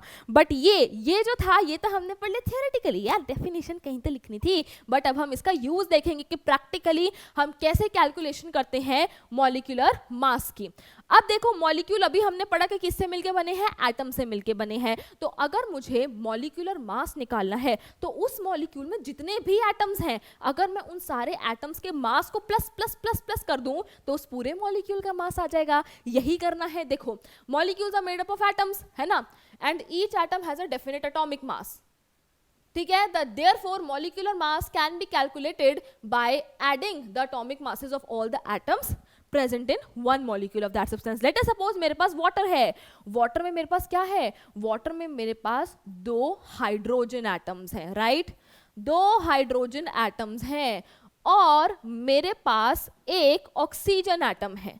तो अगर मैं वाटर का मॉलिक्यूलर मास निकालना चाहूं तो 2 इंटू हाइड्रोजन एटम, एक हाइड्रोजन एटम का मास अभी हमने पीछे देखा क्या होता है, 1 होता है, प्लस 1 इंटू एक ऑक्सीजन एटम का मास कितना होता है, 16 होता है. तो ये क्या हो गया मेरा, ये हो गया 2 + 16 which comes out to be 18U. तो ये हो गया मेरा molecular mass of water. Carbon dioxide की बात करें, इसमें एक कार्बन एटम और 2 ऑक्सीजन एटम है, तो 1 into mass of carbon atom, ठीक है, plus 2 into mass of oxygen atom. ये क्या आएगा, 1 into 12 plus 2 into 16 which comes out to be 12 plus 32 which comes out to be 44U. तो ये हो गया मॉलिक्यूलर मास कार्बन डाइऑक्साइड का. ठीक है, चलो नेक्स्ट देखो और थोड़े बढ़िया बढ़िया क्वेश्चन देख लेते हैं. Molecular mass of Al2SO4 whole thrice. अरे बाप रे, आप लोगों के लिए मैं सारे एटॉमिक मासेस लेकर आई हूं, घबराने की जरूरत नहीं है. No fear when Sania ma'am is here. तो देखो Al2SO4 होल थ्राइस, इसका हम मॉलिक्यूलर मास कैसे निकालेंगे. इसमें मेरे पास 2 अल्यूमिनियम के एटम्स हैं, ठीक है मैम, बल्ले बल्ले हो गई, ठीक है.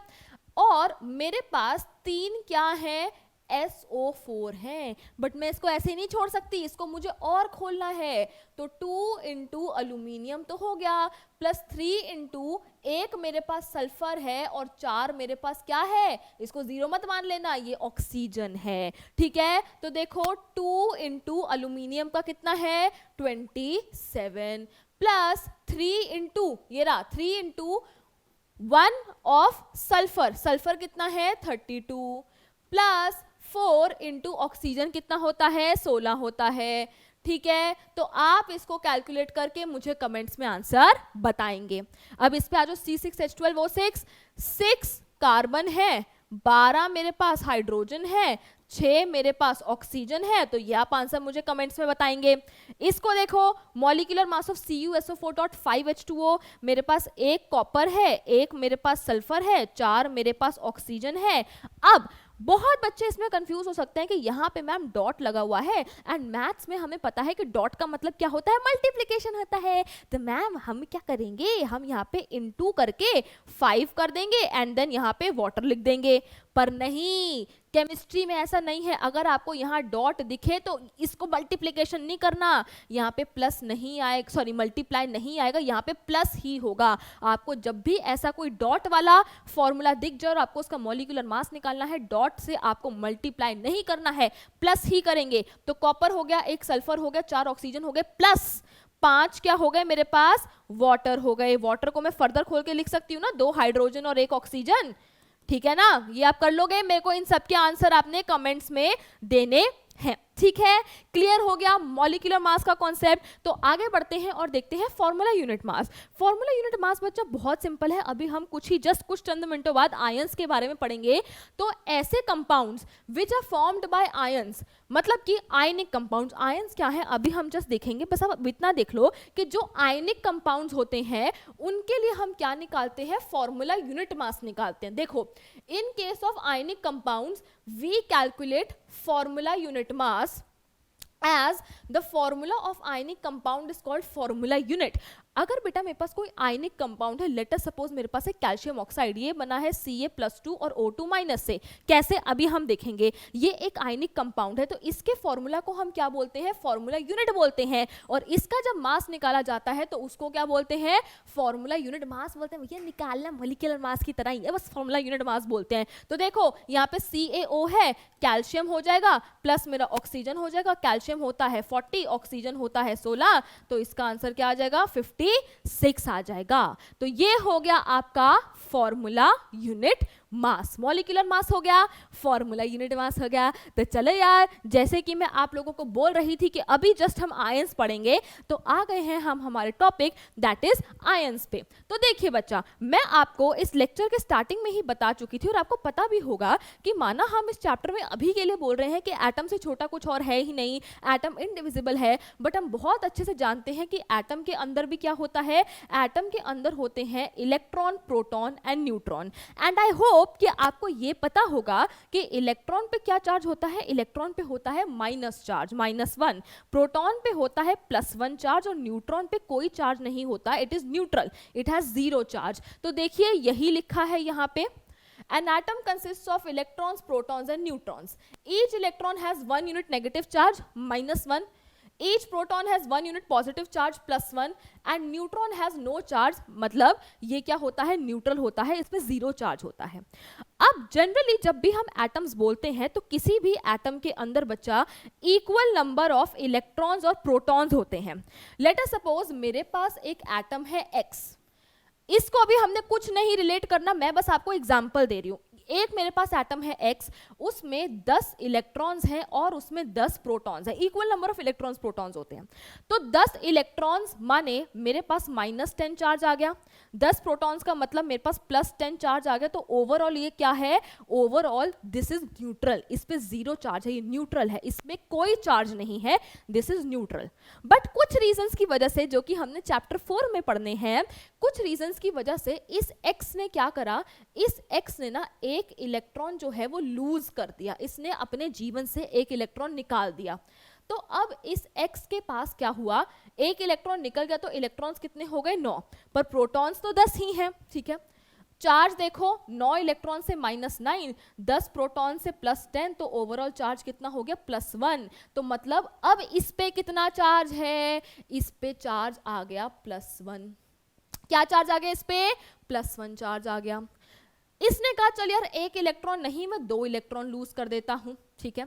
2 इलेक्ट्रॉन लूज करके इसके पास हो गए 8 electron and 10 proton, -8 + 10 which is +2, तो ये क्या बन गया मेरा, X +2 बन गया, ठीक है। चार्ज आ गया इस पे।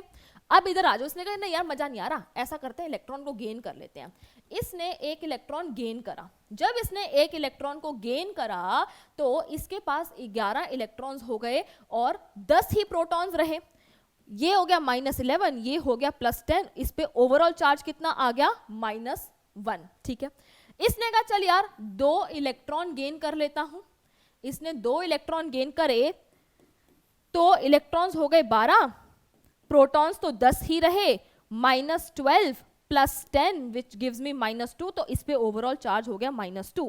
तो क्या आपने देखा, मेरे पास पहले एक न्यूट्रल एटम था, इस पे कोई चार्ज नहीं था, बट अब मेरे पास क्या है, मेरे पास चार्ज स्पीशीज आ गई हैं, मेरे पास अब ऐसी स्पीशीज आ गई हैं जिन पे चार्ज है, ठीक है। और इन्हीं चार्ज स्पीशीज को ही क्या कहा जाता है, इन्हीं को कहा जाता है आयंस। क्या कहा जाता है, आयंस कहा जाता है। अब देखो यार, इसने अपने जीवन से एक इलेक्ट्रॉन लूज कर दिया, इलेक्ट्रॉन पे क्या था, नेगेटिव चार्ज था। ये लाइफ पे भी अप्लाई करता है, अगर आप अपने जीवन से नेगेटिविटी हटाओगे तो क्या होगा, जीवन में पॉजिटिविटी आएगी। इसने अपने जीवन से नेगेटिविटी हटाई, एक इलेक्ट्रॉन हटाया, इस पे पॉजिटिव चार्ज आ गया। इसने नेगेटिविटी हटाई जीवन पे, तो इस पे क्या आ गया, पॉजिटिव चार्ज आ गया। एक इलेक्ट्रॉन हटाया, एक पॉजिटिव चार्ज, 2 इलेक्ट्रॉन हटाया, 2 पॉजिटिव चार्ज, 3 हटाएगा, 3 पॉजिटिव चार्ज, ऐसे होता है। पर अगर इसने एक इलेक्ट्रॉन गेन करा, यार अब आप जिंदगी में कह रहे हो आ बैल मुझे मार, मैं तो जानबूझ के नेगेटिविटी अपने जीवन में ले रहा हूं। इसने एक इलेक्ट्रॉन गेन करा, इस पे एक नेगेटिव चार्ज आया, 2 गेन करा, 2 नेगेटिव चार्ज आया, जितनी नेगेटिविटी उसने ली उसने जीवन में, उतना उस पे नेगेटिव चार्ज आ गया। बट बात ये है कि इन पे क्या आ गया, चार्ज आ गया, और इन्हीं चार्ज स्पीशीज को बोलते हैं आयंस। अब देखो क्या लिखा है यहां पे, ठीक है। Every atom normally contains equal number of negative electrons and positive protons which balances the charge in the atom and makes an atom electrically neutral, जैसे मैं आपको बता रही थी।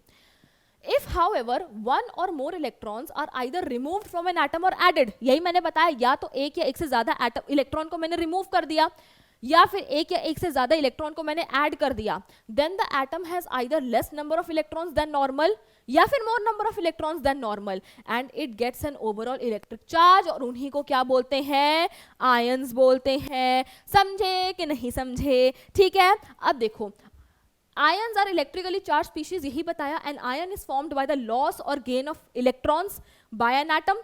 There are two types of ions. हमने देखा कि मेरे पास दो तरीके के आयंस थे. एक मेरे पास पॉजिटिवली चार्ज आयंस थे, ऐसे आयंस जिन पे पॉजिटिव चार्ज है, और ऐसे आयंस जिन पे नेगेटिव चार्ज है. एक पे पॉजिटिव चार्ज, एक पे नेगेटिव चार्ज. तो जो पॉजिटिवली चार्ज आयंस होते हैं उनको बोला जाता है कटायंस. क्या बोला जाता है? बढ़िया सा लिखते रुको. उनको बोला जाता है कटायंस, और नेगेटिव चार्ज वाले आयंस को बोला जाता है अनायन. इसको आप कैसे लर्न कर सकते हैं? ये देखो, कटायन में ये टी आ रहा है ना, ये पॉजिटिव का साइन बना रहा है. तो ये जो कटायंस होते हैं ये पॉजिटिवली चार्ज होते हैं, और अनायंस क्या होते हैं? नेगेटिवली चार्ज आयंस होते हैं. यही लिखा है, a positively charged ion is known as a cation. A cation is formed by the loss of one or more electrons. जब लूज करेगा, नेगेटिविटी जीवन से हटाएगा, तभी तो उसे पॉजिटिव चार्ज आएगा. A cation contains less number of electrons than a normal atom. Due to more protons, it has a positive charge. Negatively charged ions को अनायन बोलते हैं, और यही कहानी उल्टी करके यहाँ पे लिखी हुई है. अब आयंस में भी एक और तरीके से हम उनको पढ़ते हैं, simple ions and polyatomic ions. Simple ions क्या होते हैं? Those ions which were formed from single atoms. For example, मैंने एक एटम ले लिया सोडियम Na से मैंने एटम बना दिया Na+. ये जो मेरा आयन बना है ये एक सिंगल एटम से ही बना है, तो ये सिंपल आयन हो गया. मेरे पास है Mg, इससे मैंने Mg+2 बना दिया, तो ये एक सिंगल एटम से बना गया आयन है. Those ions which are formed from single atoms, they are called simple ions. Polyatomic, those ions which were formed from a group of atoms. For example, मेरे पास एक ग्रुप ऑफ एटम है O and H, इससे मैंने minus का sign लगा दिया, charge तो आ गया ना, तो ये आयन बन गया. बट ये जो चार्ज है ये क्या है? ग्रुप ऑफ एटम्स पे चार्ज आया हुआ है, तो ये क्या हो गया? Polyatomic ions. मेरे पास है CO3 2-, ग्रुप ऑफ एटम्स है which were formed by group of atoms. I have a group of atoms और मेरे पास चार्ज भी है, तो ये हो गए polyatomic ions. A group of atoms carrying a charge is known as polyatomic ions. और ये टेबल बच्चा, ये टेबल आप लोगों के लिए very very very very very very very very very very important है. इस टेबल को आपको एकदम दिलो जहान से गजनी वाला टैटू अपने दिमाग में कर लो इसका, ठीक है? तो ये टेबल देख लो, sodium Na+, potassium K+, Ag+, ये क्या है? Mg+2. जैसे मैं आपको बता रही थी OH-, ये पॉलीएटॉमिक आयंस है. Group of atoms have charge. ठीक है, क्लियर हो गया, समझ आ गया? इसको एक बार अच्छे से देख लो, ठीक है? देख लिया, चलो अब बच्चा एक इंटरेस्टिंग टॉपिक और डिस्कस करते हैं, that is why do atoms combine. आखिरकार एटम्स कंबाइन क्यों कर रहे हैं? बेटा साइंस में भी और जीवन में भी कोई भी चीज अगर होती है ना, वो होती है स्टेबिलिटी अचीव करने के लिए. आप पढ़ रहे हो, क्यों पढ़ रहे हो? आगे जाके यार बढ़िया सी जॉब करेंगे, जीवन में कुछ हासिल करेंगे, है ना, अपने जीवन को स्टेबल बनाएंगे, पेरेंट्स को खुश करेंगे. आपके पेरेंट्स काम कर रहे हैं, आपको अच्छी जिंदगी प्रोवाइड कर सके, मतलब हमें जीवन में क्या चाहिए? स्टेबिलिटी चाहिए. वैसे ही यार ये एटम्स, ये पूरी केमिस्ट्री क्या है? स्टेबिलिटी. पूरी केमिस्ट्री की का मतलब बेसिकली आप ये कह सकते हो, वन ऑफ द मेजर जो सार है वो क्या है? कि हमें स्टेबिलिटी अचीव करनी है. एटम्स को क्या करनी है? स्टेबिलिटी अचीव करनी है. अब ये स्टेबिलिटी क्या है, कैसे आएगी, ये सब पढ़ेंगे हम चैप्टर नंबर 4 में डिटेल में. बट अभी के लिए आप इतना जान लो कि एटम्स जब स्टेबिलिटी अचीव करना चाहते हैं ना, तो वो कैसे कर सकते हैं? वो स्टेबिलिटी अचीव कर सकते हैं या तो इलेक्ट्रॉन को लूज करके. मैंने क्या बोला कि एटम्स को क्या करना है? स्टेबल होना है. स्टेबिलिटी क्या है, क्या नहीं है, वो सब चैप्टर नंबर 4 में पढ़ेंगे. कैसे होती है, क्यों, ये सब चैप्टर 4. बट अभी के लिए आप इतना जान लो, उनको स्टेबिलिटी अचीव करनी है. और वो स्टेबिलिटी वो कैसे अचीव कर सकते हैं? या तो इलेक्ट्रॉन्स को लूज करके, या इलेक्ट्रॉन को गेन करके, या फिर इलेक्ट्रॉन्स को शेयर करके. और बच्चा यही क्या है? यही है वैलेंसी. वैलेंसी क्या है? The number of electrons lost, gained या फिर shared by the atom of an element. किसी भी एटम द्वारा कितने इलेक्ट्रॉन्स लूज करे जा रहे हैं, गेन करे जा रहे हैं, या फिर शेयर करे जा रहे हैं, ताकि वो स्टेबिलिटी अचीव कर ले. अभी आप इस वर्ड को, ये ऑक्टेट, डुप्लेट, इन सबको भूल जाओ. यहां पे आप ये देखो, the number of electrons gained, lost और shared by the atom of an element so as to achieve stability.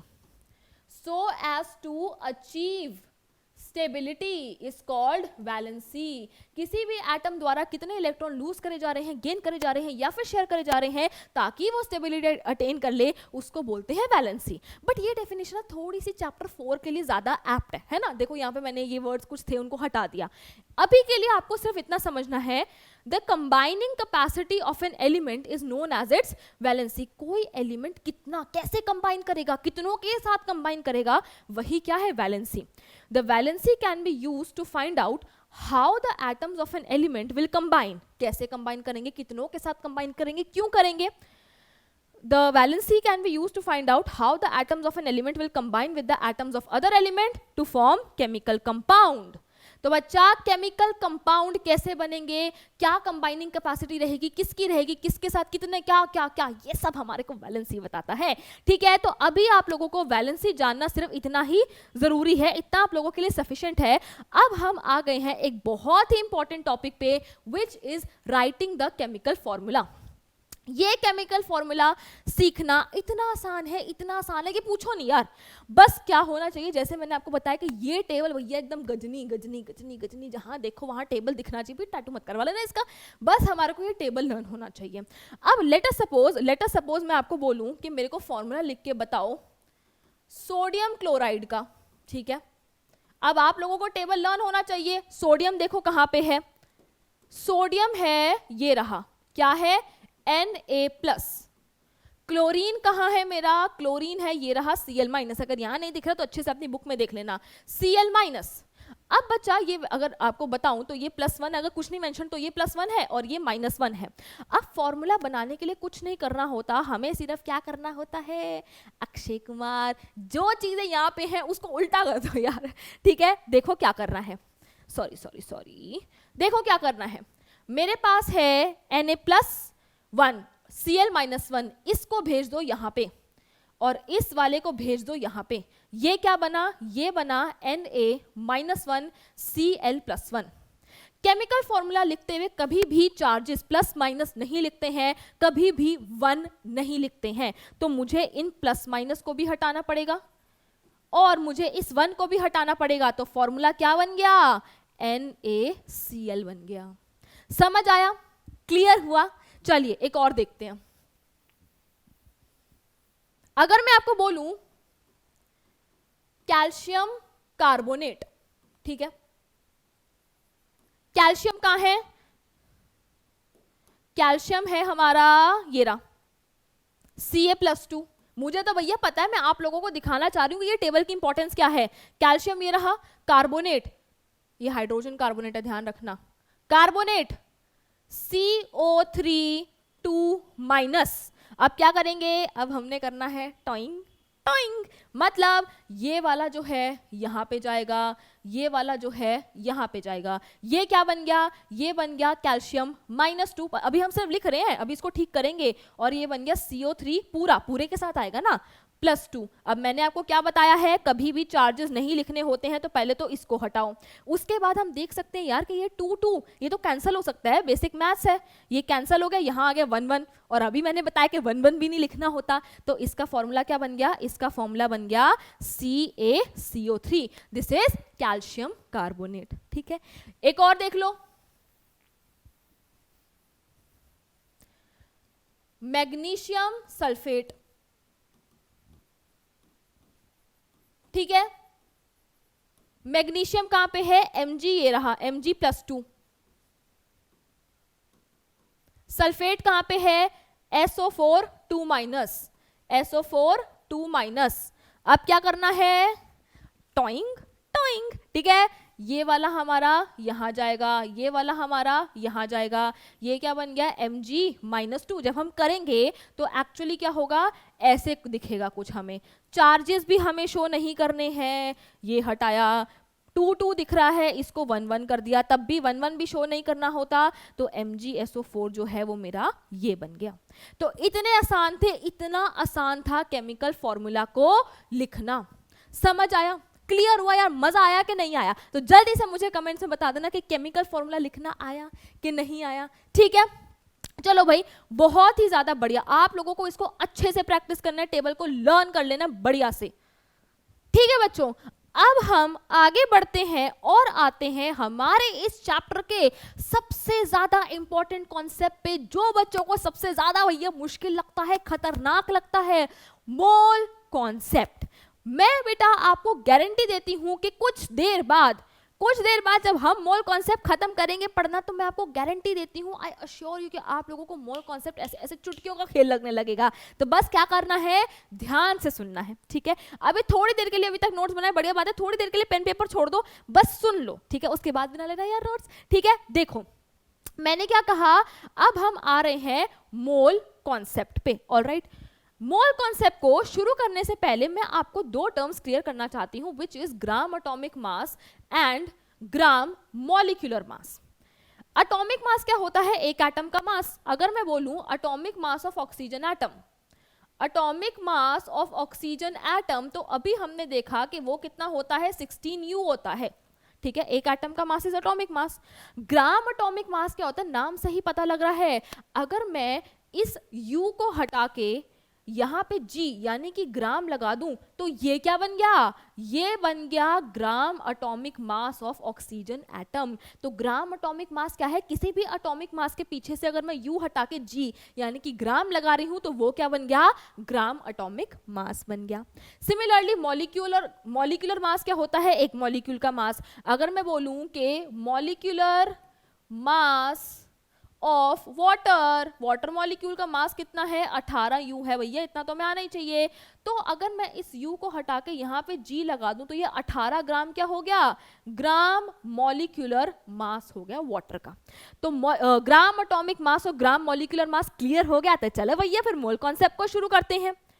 अब अगर मैं आप लोगों को बोलूं डजन, आप लोगों के दिमाग में क्या आया, डजन सुनते ही, दर्जन सुनते ही आप लोगों के दिमाग में आया 12। अब चाहे भैया 1 दर्जन केले हो, 1 दर्जन सेब हो, 1 डजन मेरे पास पियर हो, 1 डजन पेन्स हो, 1 डजन इरेजर हो, 1 डजन कॉपियां हो, डजन सुनते ही आप लोगों के दिमाग में आएगा 12। चाहे मैं कुछ भी बोल दूं, 1 डजन कुछ भी, 1 dozen of any article is 12, है ना, इतना पता। 1 डजन केले मतलब 12 केले, 1 डजन एप्पल मतलब 12 एप्पल, 1 डजन पियर मतलब 12 पियर। तो डजन का क्या मतलब है, डजन का मतलब होता है 12 आर्टिकल्स। वैसे ही मोल क्या है, मोल से घबराना नहीं है। जैसे डजन मतलब 12, वैसे ही 1 mole of any substance is equal to 6.022 into 10 to the power 23 particles of that substance. जैसे कि अगर मैं बोलूं डजन तो दिमाग में आना चाहिए 12, वैसे ही अगर मैंने बोला मोल तो दिमाग में घंटी बजनी चाहिए, टंग टंग, क्या घंटी बजनी चाहिए, 6.022 इंटू 10 टू द पावर 23, ठीक है। तो 1 mole of any substance is equal to 6.022 into 10 to the power 23 particles of that substance, ठीक है। अगर मैं आपको बोलूं कि मेरे पास एक बैग में 1 डजन ऑक्सीजन एटम्स हैं, तो आप लोगों के दिमाग में फट से आ जाएगा कि मेरे पास 12 ऑक्सीजन एटम्स है। सही बात है, सही बात है, डजन का मतलब 12 होता है, मेरे पास 12 ऑक्सीजन एटम्स हैं। अगर मैं बोलूं कि मेरे पास किसी बैग में 1 डजन नाइट्रोजन के एटम्स हैं, तो आपके दिमाग में फट से आएगा कि मैम के पास 12 नाइट्रोजन एटम्स हैं। सिमिलरली अगर मैं बोलती हूं कि मेरे पास 1 मोल ऑक्सीजन एटम्स हैं, तो फिर से आपके दिमाग में फट से क्या आना चाहिए कि मेरे पास 6.022 into 10 to the power 23 oxygen atoms हैं। अगर मैं लिख रही हूं मेरे पास 1 मोल नाइट्रोजन एटम्स हैं, तो दिमाग में फट से क्या आना चाहिए कि मेरे पास 6.022 into 10 to the power 23 nitrogen atoms हैं। तो मोल से घबराना नहीं है। जैसे दर्जन है यार डजन, वैसे ही मोल है। 1 mole of any substance is equal to 6.022 into 10 to the power 23 particles of that substance. ये पार्टिकल्स एटम्स हो सकते हैं, मॉलिक्यूल्स हो सकते हैं, आयंस हो सकते हैं, और भी चीजें हो सकती है, बट अभी हमें एटम्स एंड मॉलिक्यूल्स पे ही फोकस करना है, ठीक है। तो the number of particles, atoms, molecules etcetera present in 1 mole of any substance fixed with a value of 6.022 into 10 to the power 23. 1 mole एक फिक्स्ड वैल्यू है, that is 6.022 into 10 to the power 23. और इस special number को एक और नाम से बुलाया जाता है एवोगाड्रोस कांस्टेंट या एवोगाड्रोस नंबर. इसको हम Na से भी रिप्रेजेंट कर सकते हैं, N0 से भी रिप्रेजेंट कर सकते हैं. तो ये 1 मोल माने 6.022 इंटू 10 की पावर 23. और इस नंबर को बेटा क्या बोला जाता है, देखो this number is called Avogadro's number या एवोगाड्रो कांस्टेंट. अब मैं बार बार हर जगह 6.022 इंटू 10 की पावर 23 नहीं लिखूंगी, मैं हर जगह अब Na लिखूंगी. तो आप लोगों को पता लग जाना चाहिए कि Na मैंने लिखा है, मतलब मैम क्या लिख रही है, 6.022 इंटू 10 की पावर 23. इतना समझ आ गया. आप समझ लो कि आपका 50% मोल कॉन्सेप्ट हो गया. ठीक है, अब चलो आगे. अब मैं बोल रही हूं कि 1 मोल हाइड्रोजन एटम्स का मास होता है 1 ग्राम. मैम ये क्या बोल दिया आपने, ये क्या बोल दिया. देखो 1 मोल हाइड्रोजन एटम्स का मास है 1 ग्राम, 1 मोल ऑक्सीजन एटम्स का मास है 16 ग्राम. ठीक है, मैं ये 2 लाइनें बोल रही हूं. तो आप कहोगे मैम कैसी बातें कर रहे हो, कैसी बातें कर रहे हो. 1 मोल हाइड्रोजन एटम माने 6.022 इंटू 10 की पावर 23 Na बोलूंगी मैं. 1 मोल हाइड्रोजन एटम्स माने Na हाइड्रोजन एटम्स. 1 मोल ऑक्सीजन एटम्स माने 6.022 इंटू 10 की पावर 23 ऑक्सीजन एटम्स. मैम दोनों केस में जब नंबर ऑफ एटम्स सेम है तो ये 1 ग्राम और ये 16 ग्राम क्यों. मैम काहे, बताओ तो आइए बताते हैं. देखो लेट अस सपोज बेटा एक सेब की अगर मैं बात करूं तो इस सेब का मास कितना है 100 ग्राम. और ये जामुन खाया किसी ने, टेस्टी होते हैं. और अगर मैं एक जामुन की बात करूं जो छोटा सा होता है, लेट अस सपोज उसका मास कितना है 10 ग्राम. अब मैंने ले लिया 1 डजन, मैंने 1 डजन एप्पल्स लिए. डजन माने क्या, दिमाग में घंटी बजेगी 12, मतलब मैंने 12 सेब लिए. एक सेब का मास है 100 ग्राम, तो 12 सेब का मास कितना हो गया 1200 ग्राम. सही बात है. मैंने 1 डजन जामुन ले लिए, मेरे पास 12 जामुन है छोटे छोटे छोटे. एक जामुन का मास कितना है 10 ग्राम, तो 12 जामुन का कितना हो जाएगा 120 ग्राम. अब यहां पे कोई ये नहीं कहेगा कि मैम 1 डजन एप्पल थे, 1 डजन जामुन थे, दोनों जगह डजन डजन डजन डजन, दोनों जगह डजन है. बट मैम इसका मास अलग क्यों आ रहा है, इसका क्यों अलग आ रहा है. यार सिंपल सी बात है, एक सेब का मास अलग है, एक जामुन का मास अलग है, तो 1 दर्जन सेब का मास अलग आएगा और 1 दर्जन जामुन का मास अलग आएगा. सिंपल सी बात है यार. सिमिलरली अभी हमने पीछे देखा कि एक हाइड्रोजन एटम का मास अलग है 1U और एक ऑक्सीजन एटम का मास अलग है 16U. तो अगर एक हाइड्रोजन एटम का मास अलग है और एक ऑक्सीजन एटम का मास अलग है, तो 1 मोल हाइड्रोजन एटम्स का मास क्या होगा, अलग होगा. और 1 मोल ऑक्सीजन एटम्स का मास क्या होगा, अलग होगा. इसीलिए 1 मोल ऑफ हाइड्रोजन एटम्स का मास है 1 ग्राम, 1 मोल ऑक्सीजन एटम्स का मास है 16 ग्राम. अब एक और चीज दिमाग में आती है बाबू भैया, क्या आती है, देखो मैंने क्या बोला, 1 मोल हाइड्रोजन एटम्स का मास क्या है 1 ग्राम है. 1 मोल ऑक्सीजन एटम्स का मास क्या है 16 ग्राम है. क्या आपको समझ आ रहा है कि भैया ये ग्राम, ये 1 ग्राम, ये 16 ग्राम क्या है, बताओ बताओ. सही पकड़े हैं. ये 1 ग्राम क्या है, ग्राम एटॉमिक मास है हाइड्रोजन एटम्स का. याद है हाइड्रोजन, एक हाइड्रोजन एटम का मास क्या है 1U. अगर मैं U को हटा के G लगा दूं तो वो ग्राम एटॉमिक मास बन गया. ये 16 ग्राम क्या है, ग्राम एटॉमिक मास ऑफ ऑक्सीजन है. यार एक ऑक्सीजन एटम का मास कितना होता है, एक ऑक्सीजन एटम का मास होता है 16U. तो ग्राम atomic mass of oxygen atom क्या हो गया, मतलब ग्राम एटॉमिक मास क्या हो गया 16 ग्राम हो गया. तो क्या मैं लिख सकती हूं कि 1 मोल, अब ध्यान से देखना, यही लाइन पूरा आपका सार है. 1 mole of hydrogen atoms is equal to 6.022 into 10 की पावर 23 हाइड्रोजन एटम्स. ये अभी तक हमने पढ़ लिया है, हाँ कि ना, यस. इतने एटम्स का मास, ये क्या है, 1 मोल एटम्स है. जैसे एक एटम का मास एटॉमिक मास, एक मॉलिक्यूल का मास मॉलिक्यूलर मास, वैसे ही 1 मोल का मास क्या होता है, मोलर मास होता है यार. तो देखो ये क्या है 1 मोल हाइड्रोजन एटम्स, और इतने सारे हाइड्रोजन एटम्स का जो मास होगा, यानी कि मोलर मास ऑफ हाइड्रोजन जो होगा, मोलर मास ऑफ हाइड्रोजन जो होगा मेरा, वो क्या होगा, ग्राम एटॉमिक मास ऑफ हाइड्रोजन के बराबर होगा. ठीक है, यहां पे आओ. 1 मोल oxygen atoms is equal to 6.022 into 10 की पावर 23 ऑक्सीजन एटम्स। अब इतने सारे ऑक्सीजन एटम्स का जो मास है, एक मोल ऑक्सीजन एटम का जो मास है वही क्या है, मोलर मास है। और मोलर मास किसके बराबर होगा, ग्राम एटॉमिक मास के बराबर। तो ये हो गया मेरा 16 ग्राम। ये तो एटम एटम खेल रहे थे हम। अब आ जाओ मॉलिक्यूल पे। मेरे पास है 1 मोल वाटर मॉलिक्यूल्स। इसका क्या मतलब हुआ, 6.022 इंटू 10 की पावर 23 वाटर मॉलिक्यूल्स। ठीक है, अब 6.022 इंटू 10 की पावर 23 वाटर मॉलिक्यूल्स माने एक मोल वाटर मॉलिक्यूल्स का जो मास होगा वही क्या होगा, molar mass of water. Molar mass of water, और वो किसके बराबर होगा, ये मॉलिक्यूल है तो वो होगा gram molecular mass of water के बराबर, यानी कि 18 ग्राम।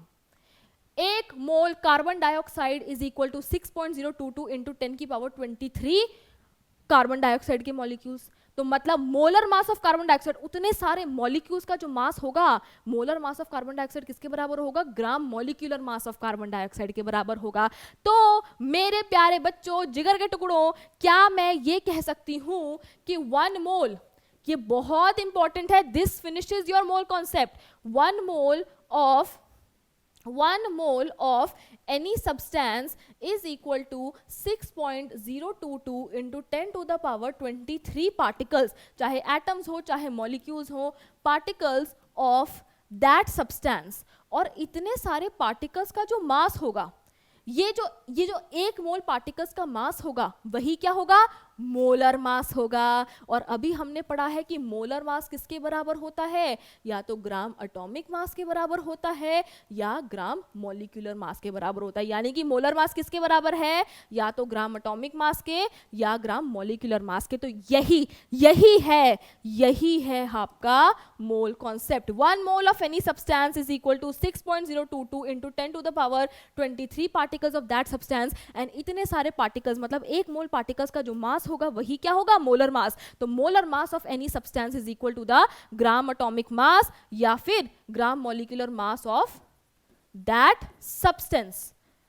एक बार मैं इसको फिर से लिख रही हूं, जैसे कि 1 मोल ऑफ एनी सब्सटेंस, मैंने ले लिया water, 1 mole of water is equal to 6.022 into 10 to the power 23 water molecules. And 1 mole of water का जो मास होगा वो किसके बराबर होगा, gram molecular mass of water के ही बराबर होगा। तो 1 mole of any substance is equal to 6.022 into 10 to the power 23 particles of that substance, and it is also equal to, एक mole is also equal to gram atomic mass या फिर ग्राम molecular mass of that substance। अब इस table से जो आपकी given है इससे आपको और अच्छे से क्लियर हो जाएगा।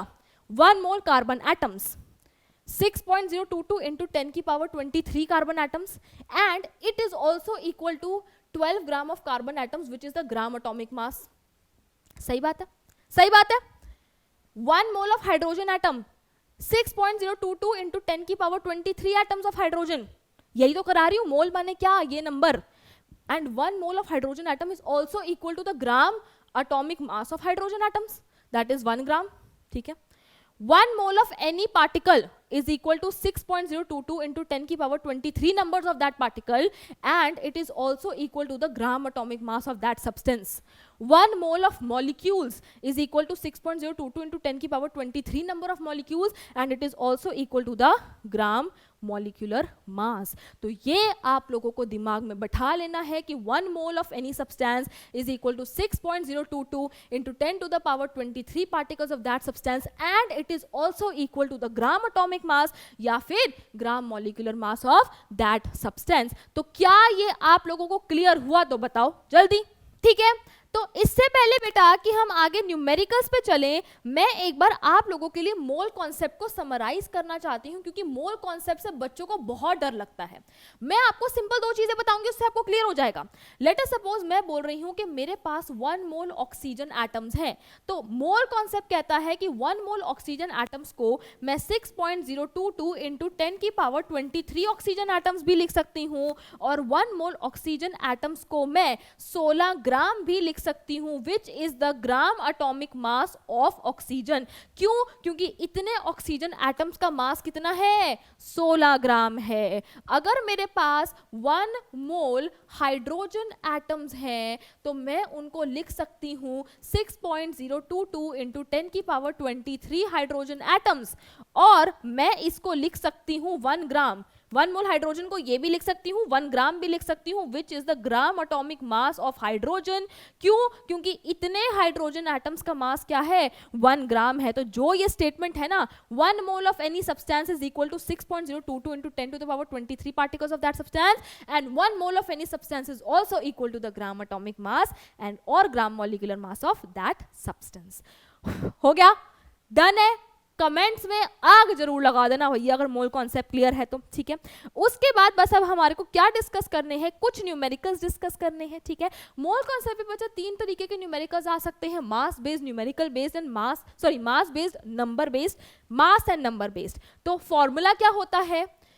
मास बेस्ड में देखो, number of moles is equal to given mass. आपको जितना भी मास क्वेश्चन में गिवन है या जैसे भी गिवन मास अपॉन मोलर मास, और हम बहुत अच्छे से जानते हैं कि मोलर मास क्या है, जिसको हम ऐसे भी लिख सकते हैं small m upon capital M। Number of moles is equal to given mass upon molar mass. Number base में क्या होता है? Number of moles is equal to given particles, जिसको हम कैपिटल N से डिनोट करते हैं, अपॉन एवोगैड्रोस नंबर। अगर कोई भी मास बेस्ड क्वेश्चन आ जाए, number of moles is equal to given mass upon molar mass. अगर कोई भी नंबर बेस्ड क्वेश्चन आ जाए कि कितने एटम है इतने मोल में, कितने मॉलिक्यूल्स हैं इस मोल में, नंबर बेस्ड क्वेश्चन आ जाए तो number of moles is equal to given number of particles, जो आपको क्वेश्चन में गिवन है या निकालने भी पड़ सकते हैं, अपॉन एवोगैड्रोस कांस्टेंट। और मास एंड नंबर बेस्ड पे अभी हम आते हैं। तो आइए पहला क्वेश्चन देखो, how many moles are 5 grams of calcium. मेरे पास 5 ग्राम कैल्शियम है, उसमें कह रहा है कि 5 ग्राम कैल्शियम माने कितने मोल्स।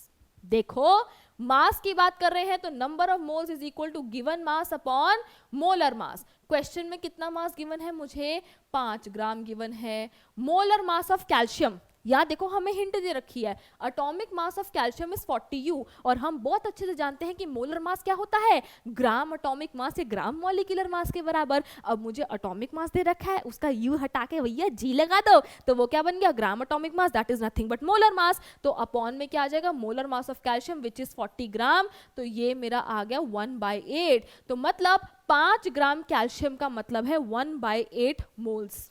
क्लियर हुआ? सिंपल है ये तो बहुत। डन है। नेक्स्ट देखो, calculate the number of atoms in 0.2 moles of sodium. अब क्या निकालने हैं? मेरे को 0.2 मोल सोडियम गिवन है। अगर 1 मोल सोडियम गिवन होता तो यार क्या डायरेक्ट लिख दो 6.022 इंटू 10 की पावर 23, बट यहाँ पे क्या गिवन है? 0.2 मोल सोडियम गिवन है और कह रहा है उसमें कितने एटम्स हैं। तो हम नंबर वाला फॉर्मूला लगाएंगे, number of moles is equal to given number of particles upon Avogadro number. ये मुझे गिवन है, ये तो भैया पता ही होना चाहिए अभी तक, 6.022 इंटू 10 की पावर 23। ये मुझे निकालना है नंबर ऑफ एटम्स। तो बस क्या कर दो, सिंपल मैथ्स लगाओ, number of atoms is equal to 0.2 into 6.022 into 10 की पावर 23। कमेंट्स में मुझे पहले वाले का भी आंसर चाहिए, दूसरे वाले का भी आंसर चाहिए, ठीक है। चलो अब आते हैं नेक्स्ट क्वेश्चन पे, which is calculate the number of atoms in 2.3 gram of sodium. मैंने क्या बोला? 3 टाइप के numericals, mass based, number based, mass and number based. यहां देखो अभी तक था कि इतने मोल माने कितना मास, इतने मोल माने कितने एटम्स, कितने मॉलिक्यूल्स, बट अब कह रहा है कि 2.3 ग्राम सोडियम में कितने नंबर ऑफ एटम्स हैं। तो अब सोचो, मुझे क्या गिवन है? मुझे गिवन है मास, मुझे मास गिवन है 2.3 ग्राम, और मुझे इससे किस पे जाना है? मुझे जाना है नंबर पे, ठीक है। अब याद करो मैंने क्या फॉर्मूला बताया था। मैंने बताया है number of moles is equal to given number of particles upon Avogadro number. Number of moles is also equal to given mass upon molar mass. मेरे पास मास है, मुझे नंबर पे जाना है, तो उस तक पहुंचने का जरिया क्या है? मास से नंबर, या फिर नंबर से मास तक पहुंचने का जरिया क्या है? जरिया है नंबर ऑफ मोल्स। मतलब अगर आपको मास से नंबर पे जाना है तो पहले आपको मास से मोल्स पे जाना पड़ेगा। मोल्स निकल गए तो यहां पे लगा दो। अगर आपको नंबर से मास पे जाना है तो पहले नंबर से मोल्स पे आओ और फिर मोल्स से मास पे आओ। देखो, calculate the number of atoms in 2.3 gram of sodium. मुझे मास गिवन है, पहले मुझे मास से किस पे जाना पड़ेगा, मोल्स पे। तो given number of moles is equal to given mass which is 2.3।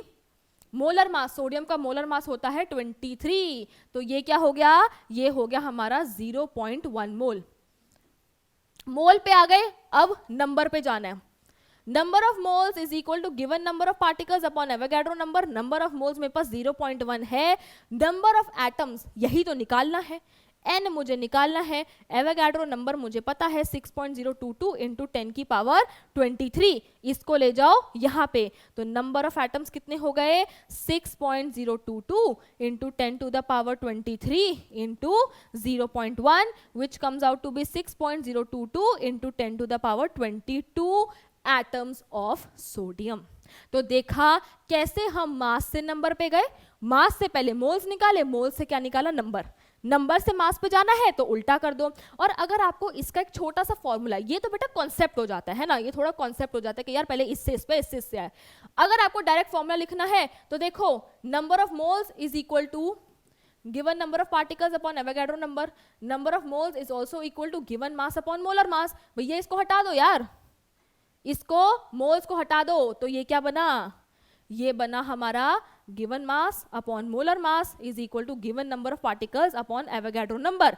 मुझे इस क्वेश्चन में क्या गिवन था, मुझे इस क्वेश्चन में गिवन मास था 2.3, मोलर मास मेरे पास था 23। मुझे ये निकालना था और मुझे n नॉट पता है 6.022 इंटू 10 की पावर 23। देख रहे हो, सेम उसी पे पहुंच गए। Number of particles is equal to 2.3 upon 23 into 6.022 into 10 की power 23। We exactly come to this. हो गया, समझ आया। ये शॉर्ट फॉर्म है भैया कि ऐसे दो स्टेप्स नहीं कर रहे, पहले इसको डिवाइड करके मोल निकाला, फिर से फॉर्मूला में यहां रखा, तो इससे आप क्विकली कर सकते हो। ठीक है, तो बच्चा, तो मेरे प्यारे बच्चों, इसी के साथ आपका जो ये चैप्टर है, chapter number 3 that is atoms and molecules, वो होता है फिनिश। बहुत बच्चों को मुश्किल लगता है, बड़ा डर लगता है इस चैप्टर से, बट देखिए, nothing is impossible if you put your mind and heart into it. अगर आप अपना दिल और दिमाग किसी चीज में लगा दें तो आप लोगों के लिए कुछ भी इम्पॉसिबल नहीं है। आप लोगों को इस चैप्टर से डर लगता है, बैठ जाओ यार, डट के बैठ जाओ कि नहीं ऐसे कैसे डर सकते हैं हम। बैठो, पूरी वीडियो देखो, नोट्स बनाओ, नहीं समझ आए कोई टॉपिक तो उसको रिवाइंड करके फिर देखो। उससे कोई भी चीज इम्पॉसिबल नहीं होगी if you put your mind and heart into it. तो उसी के साथ बच्चों, आज का लेक्चर, इसी प्यारी कोट के साथ आज के लेक्चर को हम खत्म करते हैं। आई होप कि आपको आज के लेक्चर में सब समझ आया होगा, सारे कॉन्सेप्ट्स बिल्कुल क्रिस्टल क्लियर हो गए होंगे। भैया अगर सब क्रिस्टल क्लियर है ना, तो एक बार जरा मैम के लिए बढ़िया सा चमका देना कमेंट्स में। ठीक है, तो आई होप कि आपको आज का लेक्चर समझ आया होगा, मुझसे पढ़ने में मजा आया होगा। That's all for today from my side. Tata bye bye, sayonara बच्चों।